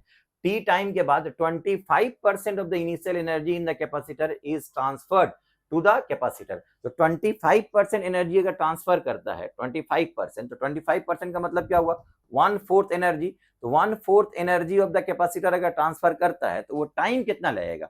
आई होप कि बच्चा तुम लोगों को ऑसिलेशन का पूरा चार्ट ट्रेन 1 ट्रेन 2 का चार्ट बना करके बताएं। तो एनर्जी अगर 1/4 ट्रांसफर होता है, यहाँ पर अगर energy potential energy of the capacitor जो है वो एनर्जी 1/4 अगर ट्रांसफर करता है, तो 1/4 ट्रांसफर करने में जो टाइम लगता है that time is capital T/12 second ना। तो कैपिटल T/12 सेकेंड में ये 1/4 एनर्जी ट्रांसफर कर देगा। 1/4 एनर्जी 25% एनर्जी ट्रांसफर करने में टाइम कितना लगेगा, capital T divided by 12। Capital T/12 में कैपिटल T का वैल्यू यहाँ पर डायरेक्ट पुट करो, आंसर निकल जाएगा। अब कैपिटल T टाइम पीरियड जो होता है एलसी ऑसिलेशन में 2π√LC होता है, इसको 12 से डिवाइड कर दो, 2 से कट करो, π/6 होगा। Your correct answer is this one. ठीक है, ऑसिलेशन का बच्चा जो चार्ट तुम लोग को बताएं ट्रेन 1 ट्रेन 2, अगर उसको यूज करके रखोगे, जहां जहां पर देखोगे ऑसिलेशन या सिंपल हार्मोनिक मोशन हो रहा है, सिंपल हार्मोनिक मोशन के लिए वो कॉन्सेप्ट हम लोग सबको अप्लाई कर सकते हैं। वो कॉन्सेप्ट अप्लाई करके हम लोग इजीली क्वेश्चन को देखो बच्चा डायरेक्ट हम लोग यहाँ से आंसर बता सकते हैं। ठीक है, नेक्स्ट क्वेश्चन देखो। ये रॉड मूव कर रहा है, X P Q Y is vertical smooth long loop having a total resistance capital R where px is a parallel to qy and separation between them is small l. A constant magnetic field per b perpendicular to the plane of the loop exists in the entire space if a rod CD of length capital L, CD का length capital L है, capital L का value small l से बड़ा है, small l इन दोनों rail lines के बीच का length है। ठीक है, and mass m is made to slide down from rest under the gravity as shown in the figure. The terminal speed acquired by the rod is, अभी बच्चा हम लोग बोले हैं यहाँ पर जो फोर्स होगा वो फोर्स डाउनवर्ड डायरेक्शन में हो रहा, एंड दैट डाउनवर्ड डायरेक्शन में जो फोर्स हो रहा is the force of gravity. तो वो फोर्स ऑफ ग्रेविटी जैसे ही उसको एक्ट करेगा तो रॉड नीचे आएगा, यहाँ ईएमएफ इंड्यूस्ड होगा, करंट इंड्यूस्ड होगा, करंट इंड्यूस्ड एक फोर्स अप्लाई करेगा ऊपर में, वो फोर्स और एफ के बराबर हो जाएगा, एफ यहाँ पर mg होगा, तो ये जो टर्मिनल वेलोसिटी एक्वायर करेगा है ना। अभी हम लोग क्या पढ़े, जब बोलो एफ का फॉर्मूला, अभी देखे हम लोग B square L square divided by R into terminal velocity, ये था ना। एफ का फॉर्मूला यहाँ पर था, यहाँ ये एल, लेकिन याद रखना एल का मतलब होता है वो लेंथ जिस लेंथ से करंट फ्लो कर रहा है। ये सीडी लेंथ जितना ही बड़ा क्यों ना हो, लेकिन करंट जब फ्लो करना शुरू करेगा तो करंट इस सेगमेंट के अंदर, देखो इस लूप के अंदर घूमेगा, है ना। तो जो कंडक्टर के जिस लेंथ से करंट जा रहा है वो लेंथ लेकिन सिर्फ ये वाला है, अंदर वाला portion, which is small L. इसीलिए यहाँ पर जो लेंथ कंसीडर करेंगे वो स्मॉल एल होगा। This will not be the entire length of the rod. Entire length magnetic field के अंदर ये लेंथ है, मैग्नेटिक फील्ड के साथ ये क्लोज लूप बना रहा है, तो करंट सिर्फ इस पार्ट में जाएगा। तो यहाँ पर लेंथ जो होगा वो सिर्फ ये जो दो रेल्स के बीच का जो डिस्टेंस स्मॉल है वो लेंथ कंसीडर करेंगे। और यहाँ पर जो एक्सटर्नल फोर्स इसके अंदर टर्मिनल वेलोसिटी प्रोड्यूस किया, वो फोर्स कौन सा फोर्स है बताओ, mg, वर्टिकली नीचे गिर रहा है, तो यहाँ पर इसके बराबर तुम लोग लिख दो कितना, mg। तो टर्मिनल वेलोसिटी कितना हो जाएगा बताओ, mg capital R divided by b square into l square. हो गया answer, mg capital R divided by b square l square. ये हो गया तुम्हारा करेक्ट आंसर। ठीक है, एक यहाँ पर देखो तुम्हारा कैपिटल एल के टर्म्स में भी दिया हुआ, बट कैपिटल एल नहीं होगा, याद रखना स्मॉल एल होगा यहाँ पर, तो ये करेक्ट आंसर होगा। ठीक है बच्चा, चलो नेक्स्ट क्वेश्चन देखते हैं हम लोग। Inductance of a coil with 10 to the power 4 turns is 10 millihenry and it is connected to a DC source of 10 volt with internal resistance of 10 ohm. The energy density in the inductor when the current reaches 1 by E of its maximum value is दिया हुआ है, तो फिर alpha का value कितना होगा। चलो energy density अभी देखिए बच्चा हम लोग, एनर्जी डेंसिटी का जो फॉर्मूला होता है, energy density that is equal to B square by 2 mu naught, है ना, B square by 2 mu naught. तो inductance of a coil with this one is 10 millihenry and it is connected to a DC source of 10 volt with internal resistance this one। तो अगर हम लोग एक inductor coil को अगर हम लोग, मतलब एक सोलिनॉइड जिसके अंदर कॉइल को हम लोग मार्क करके रखे, उसको ले आकर के अगर हम लोग कनेक्ट कर देते हैं, किसके साथ कनेक्ट करते हैं बोलो, डीसी सोर्स के साथ, तो फिर वहां पर करंट ग्रोथ होता है, होते होते कुछ देर के बाद मैक्सिमम करंट ग्रोथ हो जाता है। तो मैक्सिमम करंट जो ग्रोथ होता है आई नॉट, उसका फॉर्मूला क्या था बताओ, उसका फॉर्मूला था ई बाई आर, है ना, मैक्सिमम करंट जो ग्रोथ होगा ई बाई आर हो जाएगा। तो ई यहाँ पर जिस बैटरी के साथ हम लोग कनेक्ट करते हैं वो बैटरी कितना दिया हुआ है, 10 वोल्ट, और आर का वैल्यू कितना दिया हुआ है, 10 ओम। तो मैक्सिमम करंट जो ग्रो करेगा वो 1 एम्पियर होगा।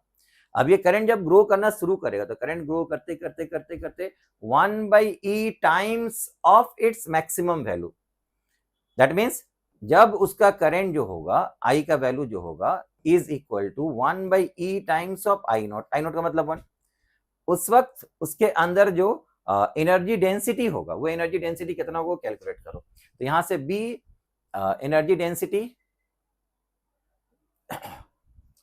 B square by 2 mu naught, यहां से भी निकाल सकते हैं, या फिर हम लोग एनर्जी डेंसिटी ऐसे भी निकाल सकते हैं, एनर्जी पर यूनिट वॉल्यूम कर दो, energy per unit volume, energy हो गया तुम्हारा हाफ एल, या म्यू नॉट एन आई करके भी निकाल सकते हो तुम लोग, यहां से दोनों यूज कर सकते हो तुम लोग। एनर्जी लिखो उसको वॉल्यूम से डिवाइड कर दो, यहां पर हम लोग लिख सकते हैं कितना, म्यू नॉट एन आई, तो म्यू नॉट एन आई इसका स्क्वायर होगा डिवाइडेड बाई 2 म्यू नॉट, है ना। एक म्यू नॉट कैंसिल हो जाएगा, एक म्यू नॉट ऊपर बचेगा, यहाँ एन स्क्वायर रहेगा, यहाँ आई स्क्वायर रहेगा, डिवाइडेड बाई 2 रहेगा। तो म्यू नॉट का वैल्यू बच्चा यहाँ से पुट कर दो, म्यू नॉट का वैल्यू हम लोग लिखेंगे कितना, 4 pi into 10 to the power -7, N हो गया number of turns which is given as 10 to the power 4, इसका स्क्वायर करो तो 10 टू द पावर 8 हो जाएगा। और आई का वैल्यू तुम्हारा कितना निकला यहाँ से बोलो, आई का वैल्यू 1 बाई ई, यहाँ पर पुट करो 1 by e square divided by 2, यहाँ पर 2 रहेगा, है ना। तो ये 2 से कैंसिल करो, दिस बिकम्स 2, और ये हो गया तुम्हारा कितना बताओ, 10 टू द पावर -7 कैंसिल, एक 10 बचा ना, वो 10 इसके साथ मल्टीप्लाई कर दो, it becomes 20 pi by e square. ठीक है, तुम्हारा यहाँ पर दिया हुआ कितना, alpha pi into 1 by e square, तो alpha pi into 1 by e square करेंगे तो ये अल्फा का वैल्यू हो जाएगा, तो अल्फा का वैल्यू यहाँ पर कितना हो गया, अल्फा बिकम्स इक्वल टू 20। ठीक है बच्चा, क्लियर। चलो नेक्स्ट क्वेश्चन देखते हैं हम लोग।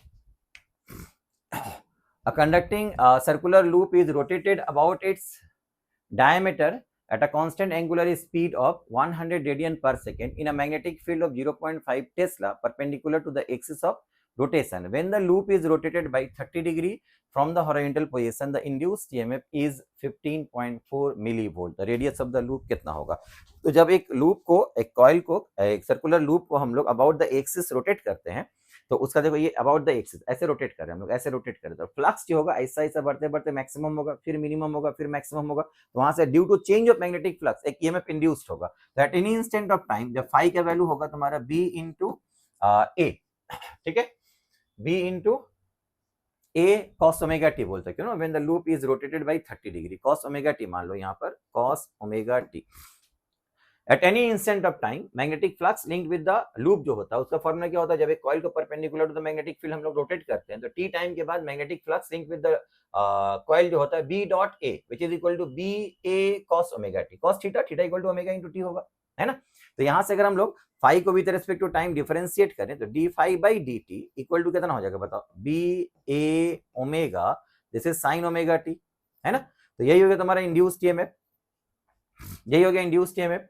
तो तुमको बोला है when the loop is rotated by 30 degree, that means यही एंगल है ना ओमेगा टी, थीटा है ना, तो जब थीटा यानी ओमेगा टी का वैल्यू 30 डिग्री हो रहा उस वक्त हमारा इंड्यूस्ड ईएमएफ का वैल्यू दे दिया है। तो जब ये ओमेगा टी की जगह में तुम लोग 30 डिग्री पुट करोगे तो फिर ये इंड्यूस्ड ईएमएफ का वैल्यू दिया हुआ है, यहीं से तुमको रेडियस ऑफ द लूप निकालने बोला, तो ए की जगह में पाई आर स्क्वायर लिखो तो रेडियस ऑफ द लूप निकल आएगा, है ना। तो यहीं से वैल्यू पुट करना शुरू करो। ई की जगह में लिखेंगे कितना हम लोग 15.4 इंटू 10 टू द पावर -3, ठीक है। ये कब इंड्यूस्ड ईएमएफ हो रहा, जब ये एंगल ऑफ रोटेशन कितना होगा 30 डिग्री, तो साइन 30 डिग्री लिखो यहाँ, साइन 30 डिग्री का वैल्यू कितना होगा हाफ। अब बाकी सब वैल्यू पुट करो, B magnetic field 0.5 tesla, omega, omega का value 100 radian per second, omega is given as 100 radian per second, omega चला गया, ए की जगह में लिखेंगे हम लोग पाई आर स्क्वायर, ठीक है, यही निकालना है। और इसकी जगह में लिखेंगे हम लोग 30 डिग्री, तो ये साइन 30 डिग्री हो गया, साइन 30 डिग्री का वैल्यू हो गया 1/2, साइन 30 डिग्री का वैल्यू 1/2। तो यहां से आर स्क्वायर का वैल्यू कितना होगा ये निकालो, आर स्क्वायर इक्वल टू कितना होगा बच्चा, यहां से ये 2 मल्टीप्लाई करो इस तरफ, ये 0.5 का मतलब हो गया हाफ, हाफ के लिए एक तो और 2 आएगा, तो 2 इंटू 2 4, 4 यहाँ मल्टीप्लाई होगा, तो ये हो गया 15.4 into 4 into 10 to the power -3, ठीक है। ये यहाँ चलेगा, देखो 0.5 के लिए हाफ होगा ना, हाफ, और ये 2 4 होगा, 4 यहाँ मल्टीप्लाई कर दिया, यहाँ बचा हुआ कितना है 100, एक रहेगा, फिर पाई रहेगा, पाई का वैल्यू कितना हो गया बताओ 22/7, तो 7 यहाँ चला गया 22/7, ठीक है। अब इसको हम लोग सिंप्लीफाई कर ले, देखो कितना आएगा, ये पॉइंट भी हटा दो यहाँ से, ये पॉइंट अगर हम लोग हटा देंगे तो एक जीरो नीचे आएगा, तो 10 टू द पावर 3 हो गया, ये 10 टू द पावर 3 ऊपर लेकर के जाओ तो 10 टू द पावर -6 बचा, ठीक है। तो यहाँ हो गया तुम्हारा 154 इंटू 4 इंटू 7 डिवाइडेड बाई 22। अब इसको हम लोग कट करते हैं, 4 से अगर हम लोग कट करें तो यहाँ पर 2 बचेगा, यहाँ पर हो गया 11, अब 11 से अगर हम लोग कट करेंगे तो यहाँ पर 1 बचेगा, 11 1 जार 11, 4 बचा 44, यहाँ हो गया 44, तो 2 इंटू 7 14 होगा, यहाँ भी 14 होगा, तो इसमें आर का वैल्यू कितना होगा, 2 14 के लिए एक 14 बाहर आया, 10 टू द पावर -6 के लिए 10 टू द पावर -3 आया, इतना हो गया तुम्हारा मीटर। लेकिन तुम्हारा यहाँ रेडियस ऑफ द लूप जो निकालने के लिए बोला है मिलीमीटर में निकालने के लिए बोला, तो इसको मिलीमीटर में कन्वर्ट करने के लिए 1000 से मल्टीप्लाई कर दो, तो इट बिकम्स 14 मिलीमीटर। तो your answer is 14 millimetre, your correct answer will B 14 millimetre. Clear बच्चा, ठीक है। चलो नेक्स्ट क्वेश्चन देखते हैं हम लोग। ये क्वेश्चन दिया हुआ, simple pendulum made of mass 10 gram and a metallic wire of length 10 centimeter is suspended vertically in a uniform magnetic field of 2 Tesla, ठीक है। The magnetic field direction is perpendicular to the plane of the oscillation of the pendulum. If the pendulum is released from an angle of 60 degree with vertical, then maximum induced EMF between the point of suspension and point of oscillation. तो बच्चा ये मान लो एक simple pendulum था, तो ये ऐसे suspended है और मैग्नेटिक फील्ड जो है वो परपेंडिकुलर टू द प्लेन है, ये परपेंडिकुलर टू द प्लेन। अब अगर हम लोग इसको मान लो पेंडुलम को यहाँ ले आकर के छोड़ दिए at any angle theta, theta equal to 60 degree बोला है, तो जब इसको छोड़ देंगे ऐसे ऑसिलेट करेगा ना, तो मैग्नेटिक फील्ड जो बाहर की तरफ निकला वो उसको कट करता हुआ ऐसे जा रहा है, ऐसे ऑसिलेट कर रहा है, तो बिटवीन दीज 2 पॉइंट्स एक ईएमएफ इंड्यूस्ड होता है। अगर यूनिफॉर्म मैग्नेटिक फील्ड होगा तो ये जो इंड्यूस्ड ईएमएफ होगा उसका formula, induced magnetic field uniform अगर है तो उसका फॉर्मूला भी बताया ना, half B omega L square, uniform magnetic field के अंदर। तो यूनिफॉर्म मैग्नेटिक फील्ड के अंदर अगर ऑसिलेट कर रहा है तो ये हो गया तुम्हारा इंड्यूस्ड ईएमएफ। अब लेकिन यहाँ पर बच्चा ओमेगा का वैल्यू मैक्सिमम होगा जब वी का वैल्यू मैक्सिमम होगा, और इस पार्टिकल को जब हम लोग छोड़ देंगे तो यहाँ तुमको चूंकि निकालने के लिए क्या बोला, देखो the maximum induced EMF between the point of suspension ये वाला and the point of oscillation, ये हो गया तुम्हारा पॉइंट ऑफ ऑसिलेशन, ऑसिलेट कर रहा है ना, इन दोनों के बीच में मैक्सिमम इंड्यूस्ड ईएमएफ निकालने के लिए ओमेगा का तुमको यहाँ पर क्या लिखना पड़ेगा, मैक्सिमम वैल्यू। तो तुम्हारा ये ई का वैल्यू क्या मिलेगा, मैक्सिमम। अब ओमेगा मैक्सिमम कब होगा, जब वी मैक्सिमम होगा, और इस ऑसिलेशन में वी का मैक्सिमम वैल्यू कहां पर मिलता है बोलो, लोएस्ट पोजीशन में ना, लोएस्ट पोजीशन पे वी मैक्सिमम होता है। अब अगर v मैक्सिमम यहाँ पर होगा तो इसकी जगह हम लोग क्या लिख सकते हैं, l इंटू ओमेगा मैक्सिमम, है ना। अब v मैक्स कैसे निकालेंगे हम लोग, ये अगर उसका लेंथ है l, तो ये सोचो ये l है, तो l का इस तरफ का कंपोनेंट कितना होगा, l cos 60 degree, cos 60 degree half, तो ये हो गया l बाई 2, तो यहां से ये लेंथ जो होगा वो l minus l by 2 which is also l by 2। तो यहां से अगर हम लोग पार्टिकल को छोड़ देंगे, बॉब को छोड़ देंगे, तो ये बॉब जब यहां पर पहुंचेगा तो उसका पोटेंशियल एनर्जी डिक्रीज जो हो रहा है that will be converted to kinetic energy, है ना। तो पोटेंशियल एनर्जी डिक्रीज कितना हुआ, mg l by 2, kinetic energy कितना होगा, half m v square, m by 2 cut गया, तो v का वैल्यू बना gl रूट अंडर, तो यही हो गया तुम्हारा v मैक्स। इसके जगह लिखेंगे omega max into L equal to root over G L, है ना। तो ओमेगा का मैक्सिमम वैल्यू जो आएगा वो कितना होगा, एल से डिवाइड करो, it becomes G by L इसका रूट, ठीक है। वही वैल्यू हम लोग को यहाँ पर पुट कर देना है, half B omega, omega maximum value कितना है बताओ, ओमेगा का मैक्सिमम वैल्यू आ गया तुम्हारा, ओमेगा का मैक्सिमम वैल्यू आ गया तुम्हारा G by L into root over, ये हो गया एल स्क्वायर। अब सारा वैल्यू यहाँ पर पुट कर दो, मैक्सिमम इंड्यूस्ड ईएमएफ निकल जाएगा तुम्हारा, हाफ इंटू बी, बी का वैल्यू हो गया तुम्हारा 2 टेस्ला, देखो बी दिया हुआ यहाँ पर 2 टेस्ला, रूट अंडर जी, जी का वैल्यू हम लोग 10 कंसिडर करते हैं, एल लेंथ, लेंथ दिया हुआ तुम्हारा यहाँ पर कितना 10 सेंटीमीटर, 10 सेंटीमीटर को मीटर में चेंज कर दो, 10 बाई 100, तो 1 बाई 10 होगा, तो 1 बाई 10, 10 ऊपर चला गया, है ना। ये हो गया तुम्हारा एल मतलब 1 बाई 10 का स्क्वायर, तो ये हो गया 1 बाई 100, तो ये यहाँ से कैंसिल हो गया, यहाँ से एक 10 बाहर आ गया, नीचे में 100 रहेगा, तो दिस इज 1 बाई 10, 1 बाई 10। अच्छा इसको हम लोग मिली वोल्ट में कंसीडर करना है, ये वोल्ट में आया, ये तो वोल्ट में आया, वोल्ट को मिली वोल्ट में कन्वर्ट करो, 1000 से मल्टीप्लाई कर दो, 1000 बाई 10 का मतलब कितना हो गया 100 milli volt. Your correct answer will be 100 milli volt is the maximum induced EMF, 100 milli volt is the maximum induced EMF. Clear बच्चा, ठीक है। चलो नेक्स्ट क्वेश्चन देखते हैं, ये देखो फिर से एसी का क्वेश्चन आ गया, द कैपेसिटेंस सी का वैल्यू कितना होगा, the value of L and R as shown in the figure दिया हुआ है, एल और आर का वैल्यू दे दिया हुआ है, using variable frequency AC source, the maximum current measure in the circuit LCR circuit is 50 milliampere for V equal to this one, the value of L and R as shown in the figure, value of L and R is as shown in the figure, the capacitance of the capacitor C used is, C का value कितना होगा ये निकालो। तो बच्चा यहाँ पर हम लोग अगर ये बात बोल देता है the current maximum current measured, maximum current कब होता है, L C R series circuit के अंदर करंट मैक्सिमम कब होता है बताओ, करंट मैक्सिमम उस वक्त होगा जब वो एलसीआर सर्किट के अंदर रेजोनेंस होगा, और जब रेजोनेंस होता है तो उस वक्त हम लोग क्या बोल सकते हैं, एक्सी और एक्सएल दोनों का वैल्यू क्या होता है, सेम हो जाता है। तो हमको चूंकि सी का वैल्यू निकालने के लिए बोला, तो मैक्सिमम करंट के लिए हम लोग direct XC equal to XL use कर सकते हैं ना, XC equal to XL and this equal to 1 by omega C and this is equal to what, this equal to we can write omega into L, तो C का जो value होगा that becomes 1 by omega square into L, C का value ये होगा, सी यहाँ cross multiply करो, इसके नीचे लेकर चलो, है ना। तो यहाँ से डायरेक्ट वैल्यू पुट कर दो, ओमेगा का वैल्यू यहाँ से पुट करो, ओमेगा इक्वल टू 100, 100 का स्क्वायर करेंगे तो 10 टू द पावर 4 होगा, और यहाँ एल बना तुम्हारा, एल का वैल्यू देखो 2 दिया हुआ है, एल का वैल्यू यहाँ पर 2 लिखो, तो इसका आंसर आएगा तुम्हारा फैरेड, लेकिन यहाँ ऑप्शन दिया हुआ तुम्हारा आंसर जो लिखा हुआ इन माइक्रो फैरेड, तो फैरेड को माइक्रो फैरेड में अगर चेंज करेंगे तो 10 टू द पावर 6 मल्टीप्लाई करेंगे तो ये माइक्रो फैरेड हो जाएगा, है ना। तो अब ये देखो 10 to the power 4, 10 to the power 4 cancel, यहाँ बच्चा 10 टू द पावर 2 मतलब 100, 100 को 2 से डिवाइड करेंगे तो कितना हो गया 50 माइक्रो फैरेड, ठीक है। तो सी का जो वैल्यू आएगा यहाँ से कितना आएगा 50 माइक्रो फैरेड आएगा।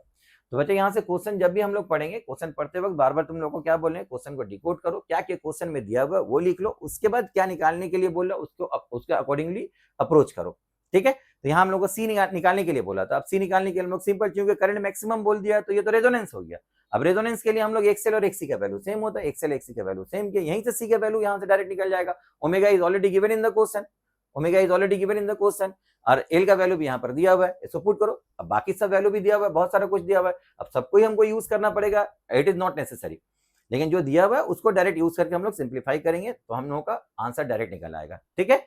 चलो नेक्स्ट क्वेश्चन देखते हैं, A circular loop of radius 7 cm is placed in uniform magnetic field of 0.2 Tesla directed perpendicular to the plane of the loop. The loop is converted into a square loop in 0.5 second. The EMF induced. देखो ये भी very important type question है, अगर shape of the loop को हम लोग change कर देते हैं, स्क्वायर से सर्किल कर दिए, सर्किल से स्क्वायर कर दिए, या सर्किल से रेक्टेंगल कर दिए, ट्रायंगल कर दिए, चेंज कर देंगे, तो एरिया चेंज होने की वजह से flux linked with the coil जो होता है वो चेंज हो जाता है in a given interval of time. तो rate of change of flux जो होता है वही इंड्यूस्ड ईएमएफ होता है ना। तो अगर हम लोग फ्लक्स चेंज निकालते हैं तो पहले का एरिया कितना होगा बताओ? पहले का एरिया हो गया तुम्हारा circular loop of radius 7 centimetre, तो यहां से हम लोग लिख सकते हैं पहले एरिया होगा पाई इंटू आर स्क्वायर। ठीक है, अब उसको चेंज करके हम लोग क्या बना दिए, स्क्वायर लूप, है ना, is placed uniform directed perpendicular to the loop converted into a square। Square में अगर हम लोग चेंज कर देंगे तो उसका एरिया कितना होगा, A2 होगा। A2 का वैल्यू होगा तुम्हारा side square, length of each side अगर L मानेंगे तो L स्क्वायर हो जाएगा। अब L का वैल्यू कैसे निकालेंगे, जो वायर था सर्कुलर वायर उसी को बेंड करके स्क्वायर बनाया ना, ये मान लो एक सर्कुलर लूप था, इसको बेंड करके हम लोग स्क्वायर बना दिए, तो वायर का जो लेंथ होगा वो तो चेंज नहीं होगा। जब यहाँ पर उसका लेंथ था, वो लेंथ कितना था बताओ, this length was 2 pi r, है ना, दिस इज 2 पाई r। इसको जैसे चेंज किया स्क्वायर में, इसका लेंथ कितना हो जाएगा 4 इंटू एल, तो एल का वैल्यू कितना हो गया बताओ, पाई आर बाई 2। एल का वैल्यू पाई आर बाई 2, तो उसका एरिया कितना हो जाएगा यहां से बताओ, pi square R square by 4। ठीक है, तो ये जो था पाई आर स्क्वायर, यहाँ पर देखो पाई आर स्क्वायर को अलग अलग कर दोगे तो उसके साथ पाई बाई 4 मल्टीप्लाई रहेगा ना, पाई 3.14 बाई 4, पाई बाई 4 का मतलब हो गया 1 से कम, 1 से कम हो गया मतलब एरिया रिड्यूस्ड हो गया, है ना। तो इसका जो एरिया था पाई आर स्क्वायर, उसके अकॉर्डिंगली इसका एरिया क्या हो गया, रिड्यूस्ड हो गया, एरिया कम हो गया। एरिया कम होने से फ्लक्स चेंज होगा, फ्लक्स चेंज होने की वजह से ईएमएफ इंड्यूस्ड होगा। तो चेंज इन एरिया यहां से कितना हो रहा, अगर ये निकालेंगे del A, change in area अगर हम लोग यहां से निकालेंगे डेल ए, तो क्या लिख सकते हैं बताओ, इसमें से इसको माइनस कर दो, पाई आर स्क्वायर कॉमन ले लो, तो यहाँ बचा 1 minus pi R square common लिए, ये बचा पाई बाई 4। ठीक है, इट बिकम्स पाई बाई 4। तो यहां से हम लोग वैल्यू पुट कर सकते हैं, पाई बाई 4, पाई बाई 4, पाई का वैल्यू कितना होगा 22/7, आर हो गया तुम्हारा 7, 7 का स्क्वायर, 7 का स्क्वायर करो तो यहाँ हो गया 49, यहाँ एलसीएम लेंगे हम लोग तो कितना होगा 4, पाई का वैल्यू 22/7 पुट कर दो, यहाँ पर भी 22/7 पुट करते हैं हम लोग, 1 माइनस 22/7, 7 और 4 मल्टीप्लाई हुआ तो ये हो गया 28 इंटू 10 टू द पावर -4, क्योंकि सेंटीमीटर में दिया हुआ था, चेंज किया हम लोग 10⁻⁴ से एम के सिस्टम में चेंज करने के लिए, तो यहाँ से एक 7 तो कट जाएगा बच्चा, देखो यहाँ पर बचा 7, है ना, तो 22 इंटू 7, और यहाँ एलसीएम लेंगे अगर हम लोग 28, तो यहाँ 28 माइनस 22 तो 6 आएगा ना। अब ये 7 से कटेगा, यहाँ पर देखो ये 4 हो गया 10 टू द पावर -4, ये 4 हो गया, अब ये फिर कटेगा, यहाँ 2 हो गया, यहाँ पर 3 हो गया, अब ये 2 से कटेगा, यहाँ पर 11 हो गया, तो अल्टीमेटली आया 33 इंटू 10 टू द पावर -4, इतना metre square change in area. तो इंड्यूस्ड ईएमएफ, अब यहाँ से हम लोग क्या लिख सकते हैं, बी मैग्नेटिक फील्ड था, यहाँ D A by D T या del A by del T कर सकते हो तुम लोग, del A by del T कर दो, डेल ए कैलकुलस यूज नहीं कर रहे हम लोग, इसको del A by del T कर दो। चेंज इन एरिया कितना टाइम में हुआ, डेल टी टाइम में, तो del A divided by del T, है ना। तो बी मैग्नेटिक फील्ड कितना बता दिया था बताओ, 0.2 टेस्ला, तो ये 0.2 कर दो। डेल ए का वैल्यू आया यहाँ से 33 इंटू 10 टू द पावर -4, और टाइम कितना लगा था 0.5 सेकेंड, तो ये हो गया 0.5। ठीक है, तो ये पॉइंट हम लोग यहाँ से कैंसिल कर सकते हैं, तो ये हो गया तुम्हारा 66/5 into 10 to the power -4 volt.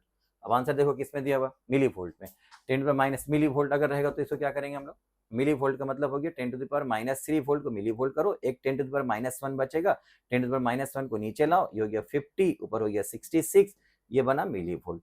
ठीक है, अब 50 से बच्चा कभी डिवाइड करने के लिए दे दो, 50 से डिवाइड मत करना, 50 से डिवाइड करने की जगह it is better to multiply both numerator and denominator by 2, 2 से मल्टीप्लाई कर दो, तो ये हो गया तुम्हारा 2 और ये हो गया 132, नीचे 100 बचा, 100 के लिए ये पॉइंट यहाँ चलाएगा, तो 1.32 मिली वोल्ट हो जाएगा, 1.32 milli volt is your correct answer, ये तुम्हारा करेक्ट आंसर हो गया।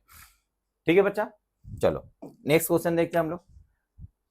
जितना सारा क्वेश्चन तुम्हारा जेई में इनिशियल आया हुआ है वो सारा क्वेश्चन एक जगह कलेक्ट करके तुम लोगों को बताने की कोशिश कर रहे हैं, तो इसको अगर हम लोग अच्छे से प्रैक्टिस करके रखेंगे तो यार एक ओवरऑल कॉन्सेप्ट क्रिएट हो जाएगा, जिस कॉन्सेप्ट को लेकर के हम लोग इस तरह का क्वेश्चन को इजीली सॉल्व कर सकते हैं। ठीक है, तो ये सारा क्वेश्चन बच्चा अच्छे से प्रैक्टिस करके रखो, मोस्ट प्रोबेबली हो सकता है कि इसमें से बहुत सारा या इस टाइप का बहुत सारा क्वेश्चन तुम्हारा एग्जाम में आ जाए।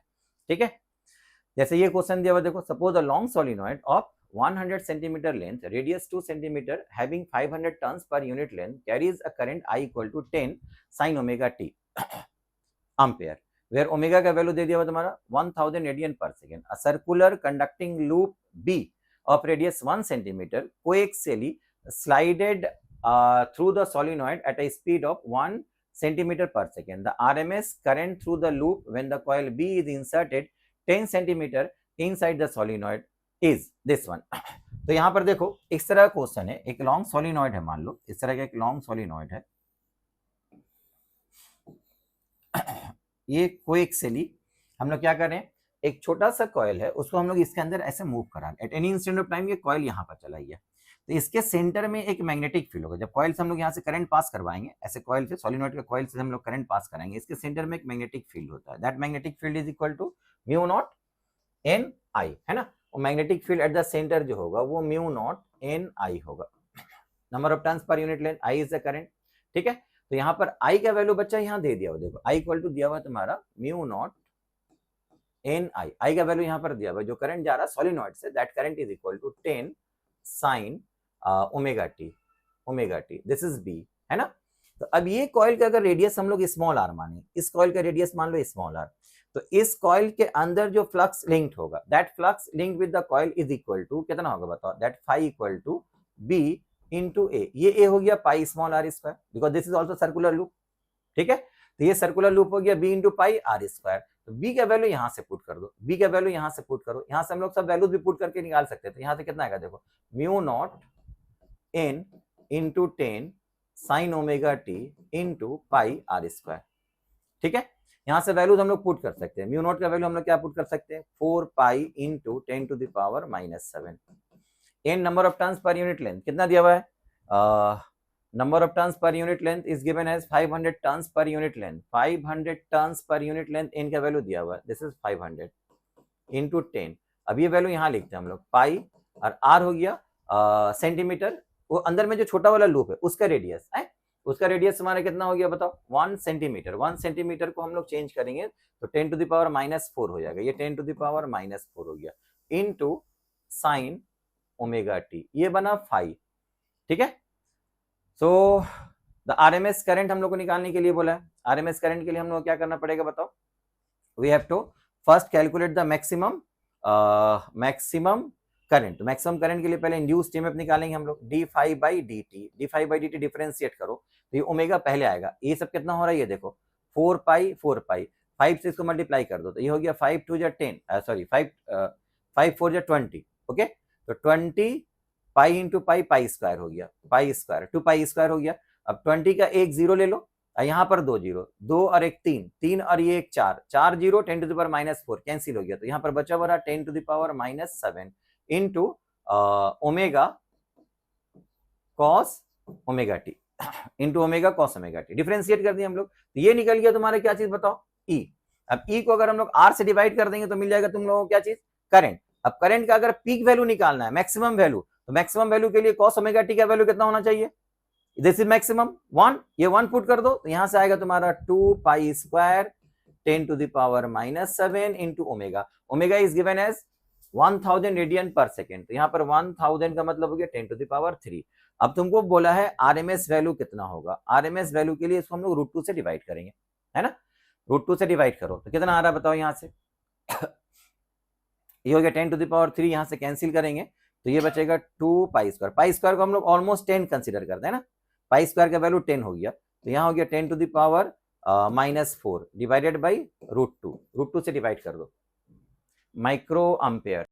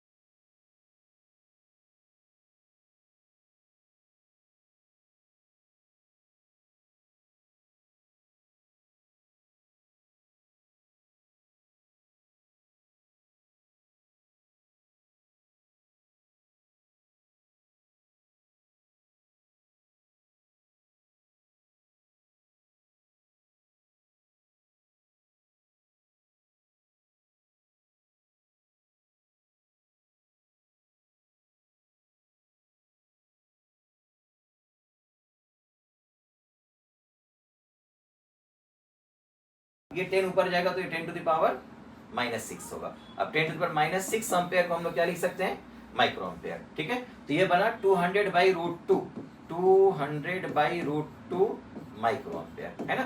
तो ये वैल्यू हो गया तुम्हारा अल्फा का।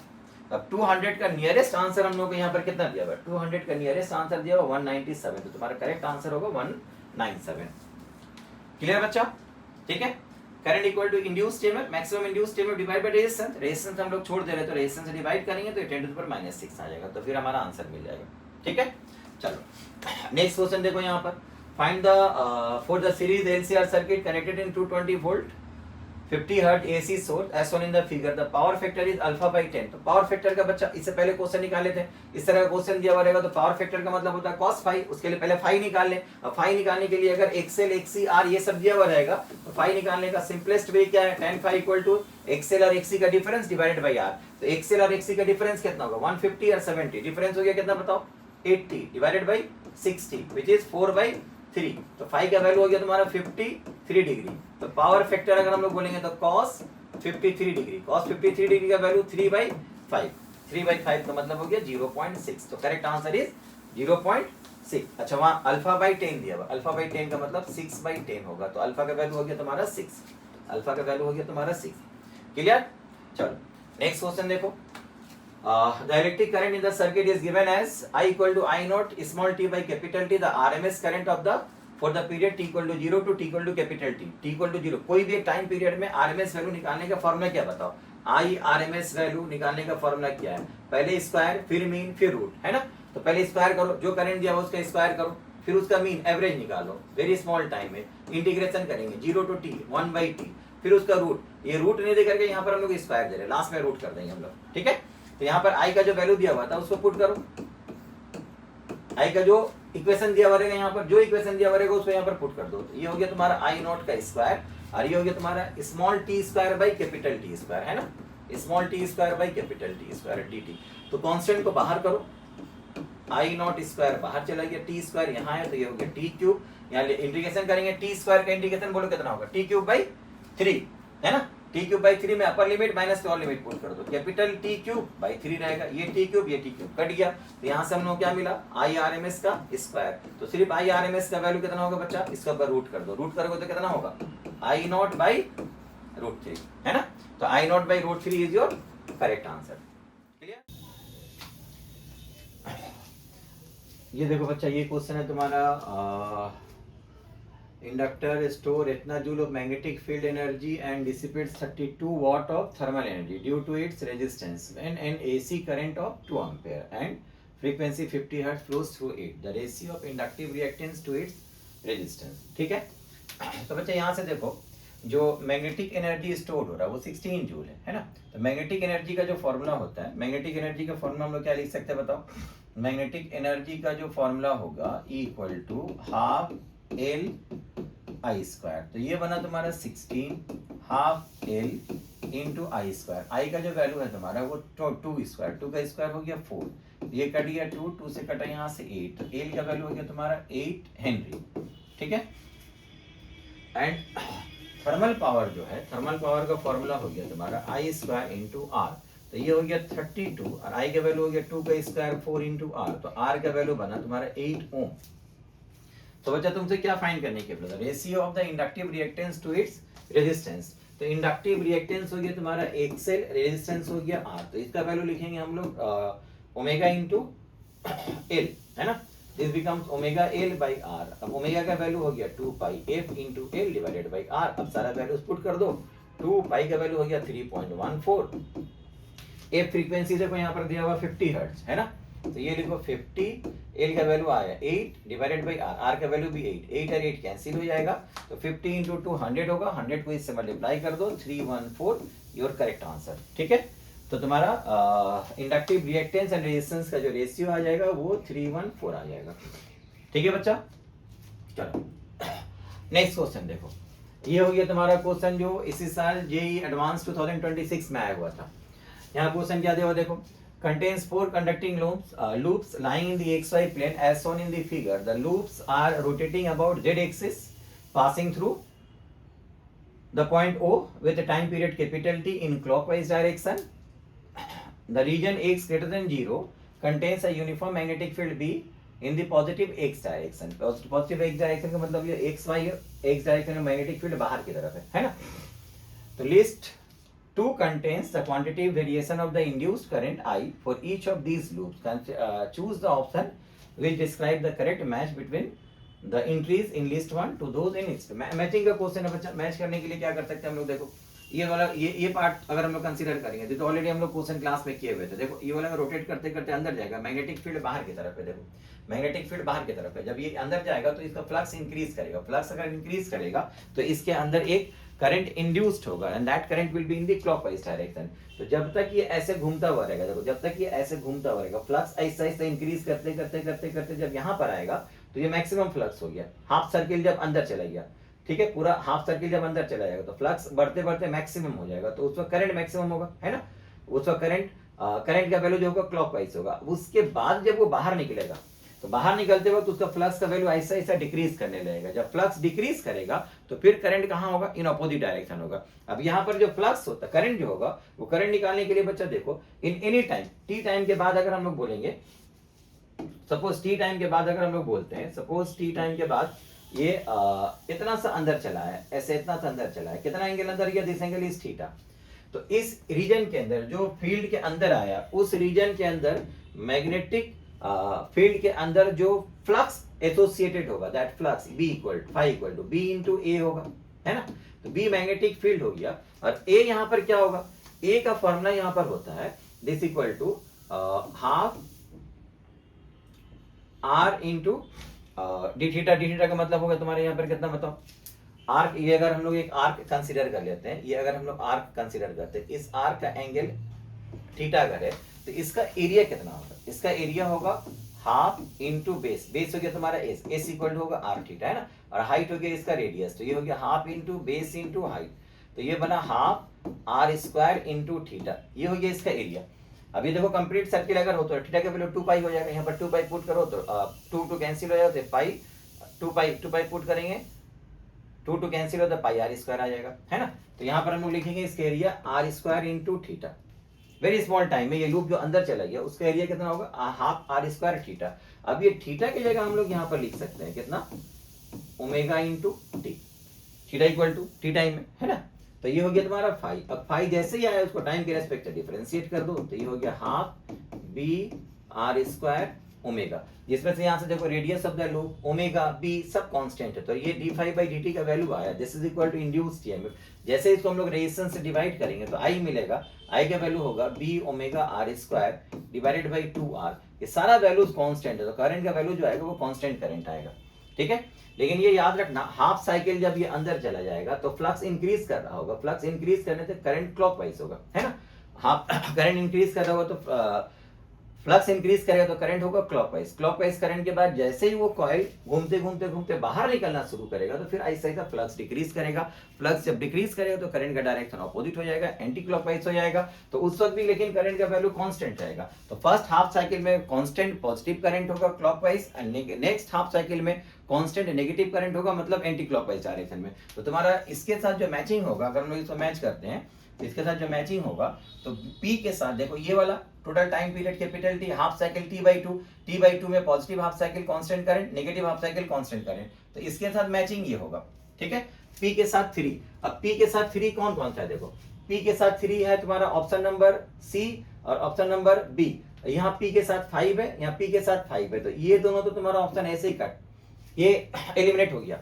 अब हम लोग यहाँ पर जो होगा P के साथ 3, P के साथ 3, इन दोनों में से कोई एक ऑप्शन होगा. तो यहाँ पर देखो Q2 है, यहाँ पर भी Q के साथ 2 मैच कर रहा है, तो Q दोनों में सेम है, तो मतलब Q तो 2 ही मैच करेगा, उसको छोड़ दो. यहाँ पर देखो R 5 मैच कर रहा, R 1 मैच कर रहा. तो R को हम लोग कंपेयर करके देखते हैं.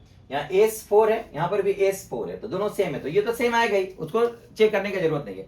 सिर्फ R को चेक करो. R यहाँ पर है, अगर R को चेक करेंगे तो देखो यहाँ वाले R का एंगल है 60 डिग्री. जब ये रोटेट करते करते करते अंदर इंटर करेगा तो पूरा साइकिल का 360 डिग्री का ये 1/6 पार्ट है ना. तो 1/6 पूरा टाइम पीरियड का अगर हम लोग 1/6 कंसीडर करेंगे तो T/6 टाइम के लिए हम लोग बोल सकते हैं कि इसका फ्लक्स इंक्रीज करेगा, एक कांस्टेंट करंट होगा. t/6 टाइम तक के लिए कांस्टेंट करंट होगा। जब ये पूरा इंटर कर गया उसके बाद अब फ्लक्स चेंज नहीं होगा, बाकी और t/6 3 t/6 टाइम इंटर करेगा और 3 t/6 टाइम बाहर निकलेगा। टोटल टाइम पीरियड को हम लोग 6 इक्वल पार्ट में डिवाइड कर दे रहे हैं।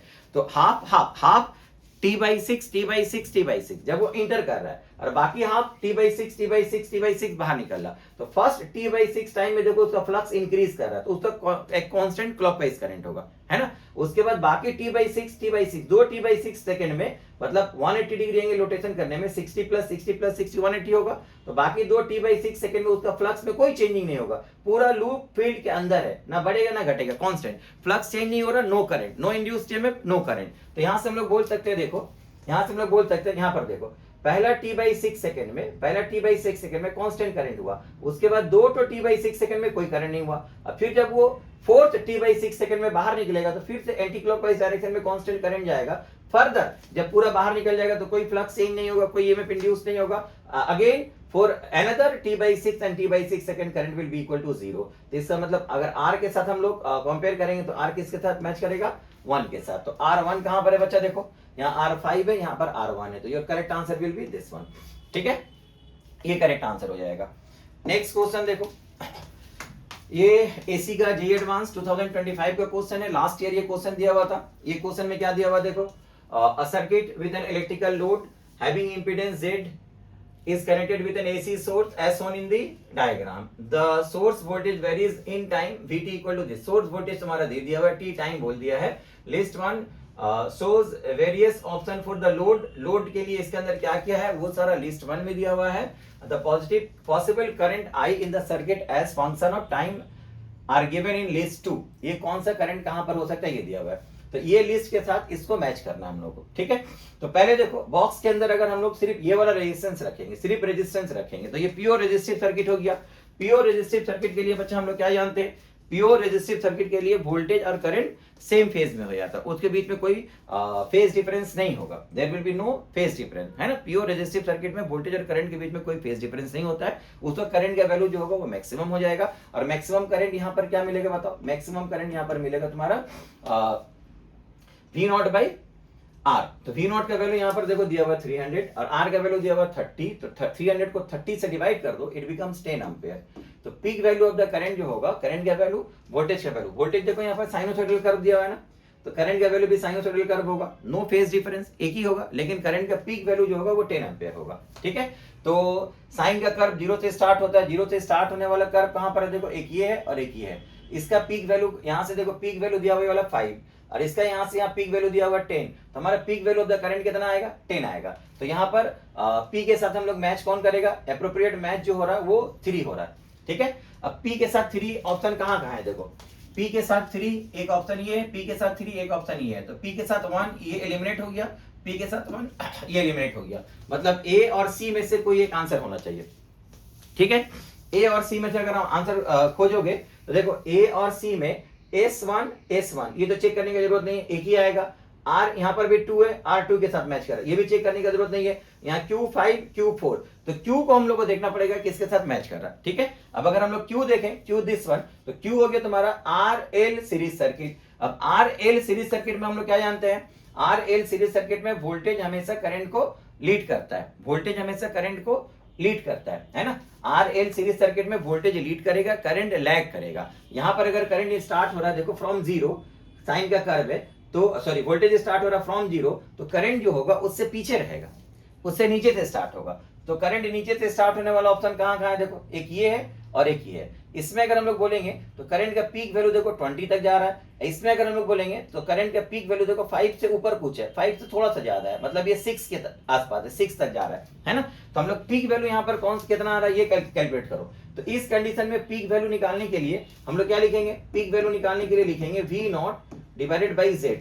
अब Z कैसे निकालोगे, यहाँ R का वैल्यू तो ये हो गया, Z होगा √R² प्लस XL²। तो XL का वैल्यू निकाल लो, XL इक्वल टू यहाँ पर आ रहा तुम्हारा ओमेगा इंटू L, है ना। ओमेगा का वैल्यू यहाँ पर दिया हुआ था देखो 400, ओमेगा इज 400 और L का वैल्यू यहाँ दिया हुआ 100 मिली एम्पियर। तो 100 मिली एम्पियर के लिए मिली हेनरी के लिए 10⁻³ ये मिली हेनरी दिया हुआ है, 10⁻³ तो यहाँ पर 1 2 3 0 कैंसिल हो गया, ये बचा हुआ 40 ओम, है ना। तो Z का वैल्यू हो जाएगा कितना बच्चा बताओ, V नॉट तो 300 दिया हुआ है, दिस इज 300। अब Z हो जाएगा root over R square plus XL square, root over R square मतलब 30 स्क्वायर और एक्सएल का मतलब कितना आया देखो 40 square, root under 30 square plus 40 square का वैल्यू कितना आएगा 50, है ना। तो यहाँ 50 से डिवाइड कर दो, 50 से कट करो, यहाँ 6 आएगा तो 6 एम्पियर होगा। तो यहाँ पर एम्पलीट्यूड वैल्यू जो होना चाहिए it should be equal to 6 ampere. तो इसका एम्पलीट्यूड वैल्यू देखो, एक तो यहाँ से स्टार्ट हो रहा है, नेगेटिव वोल्टेज से स्टार्ट हो रहा है, लेकिन एम्पलीट्यूड वैल्यू कितना है 20, और इसका देखो नेगेटिव से स्टार्ट हो रहा है, नीचे से जा रहा है, पीछे है ना, करंट पीछे है, और इसका एम्पलीट्यूड वैल्यू यहाँ तक गया है, 0 से लेकर के ये वैल्यू देखो यहाँ 5 पे, उसके बाद और एक डिवीजन ऊपर दिखला है, तो ये एम्पलीट्यूड वैल्यू 6 हो गया। तो ये 6 को टच कर रहा है ना, तो इसका मतलब इसका करेक्ट एम्पलीट्यूड वैल्यू जो है 6 है, तो ये तुम्हारा करेक्ट ऑप्शन होगा। तो Q के साथ जो मैच करेगा, Q के साथ जो मैच करेगा वो कौन मैच करेगा 5 मैच करेगा, ठीक है। तो Q के साथ 5 मैच कर रहा था यहाँ पर कौन सा पहला वाला, तो करेक्ट आंसर तुम्हारा ये हो जाएगा, A will be your correct answer. Clear बच्चा। तो ये कॉन्सेप्ट को अगर हम लोग अगर अच्छे से समझ करके रखेंगे, जितना डिटेल और कॉन्सेप्ट ये इसका एसी का बोलो या फिर ईएमआई का बोलो, अगर ये अच्छे से तुम लोगों का क्लियर रहेगा, बेसिक फंडामेंटल कॉन्सेप्ट अगर क्लियर रहेगा, तो फिर जितना भी क्वेश्चन रहेगा उस कॉन्सेप्ट के ऊपर बेस करके ही रहता है बच्चा, वेरी इजीली हम लोग उसको सॉल्व कर सकते हैं, ठीक है। तो ये ईएमआई और एसी का क्वेश्चन के साथ डिस्कशन था। इसी तरह से फिर हम लोग कोई नया टॉपिक का क्वेश्चन को लेकर के डिस्कस करेंगे, जिसके साथ बहुत सारा कॉन्सेप्ट और थ्योरी भी हम लोग सीखेंगे, जो तुम लोगों के एग्जाम के लिए बहुत यूजफुल हो सकता है, ठीक है। तो आज यहीं तक रहने देते हैं, अब नेक्स्ट लेक्चर में फिर एक नया टॉपिक के साथ हम लोग फिर से स्टार्ट करेंगे। Okay, thank you.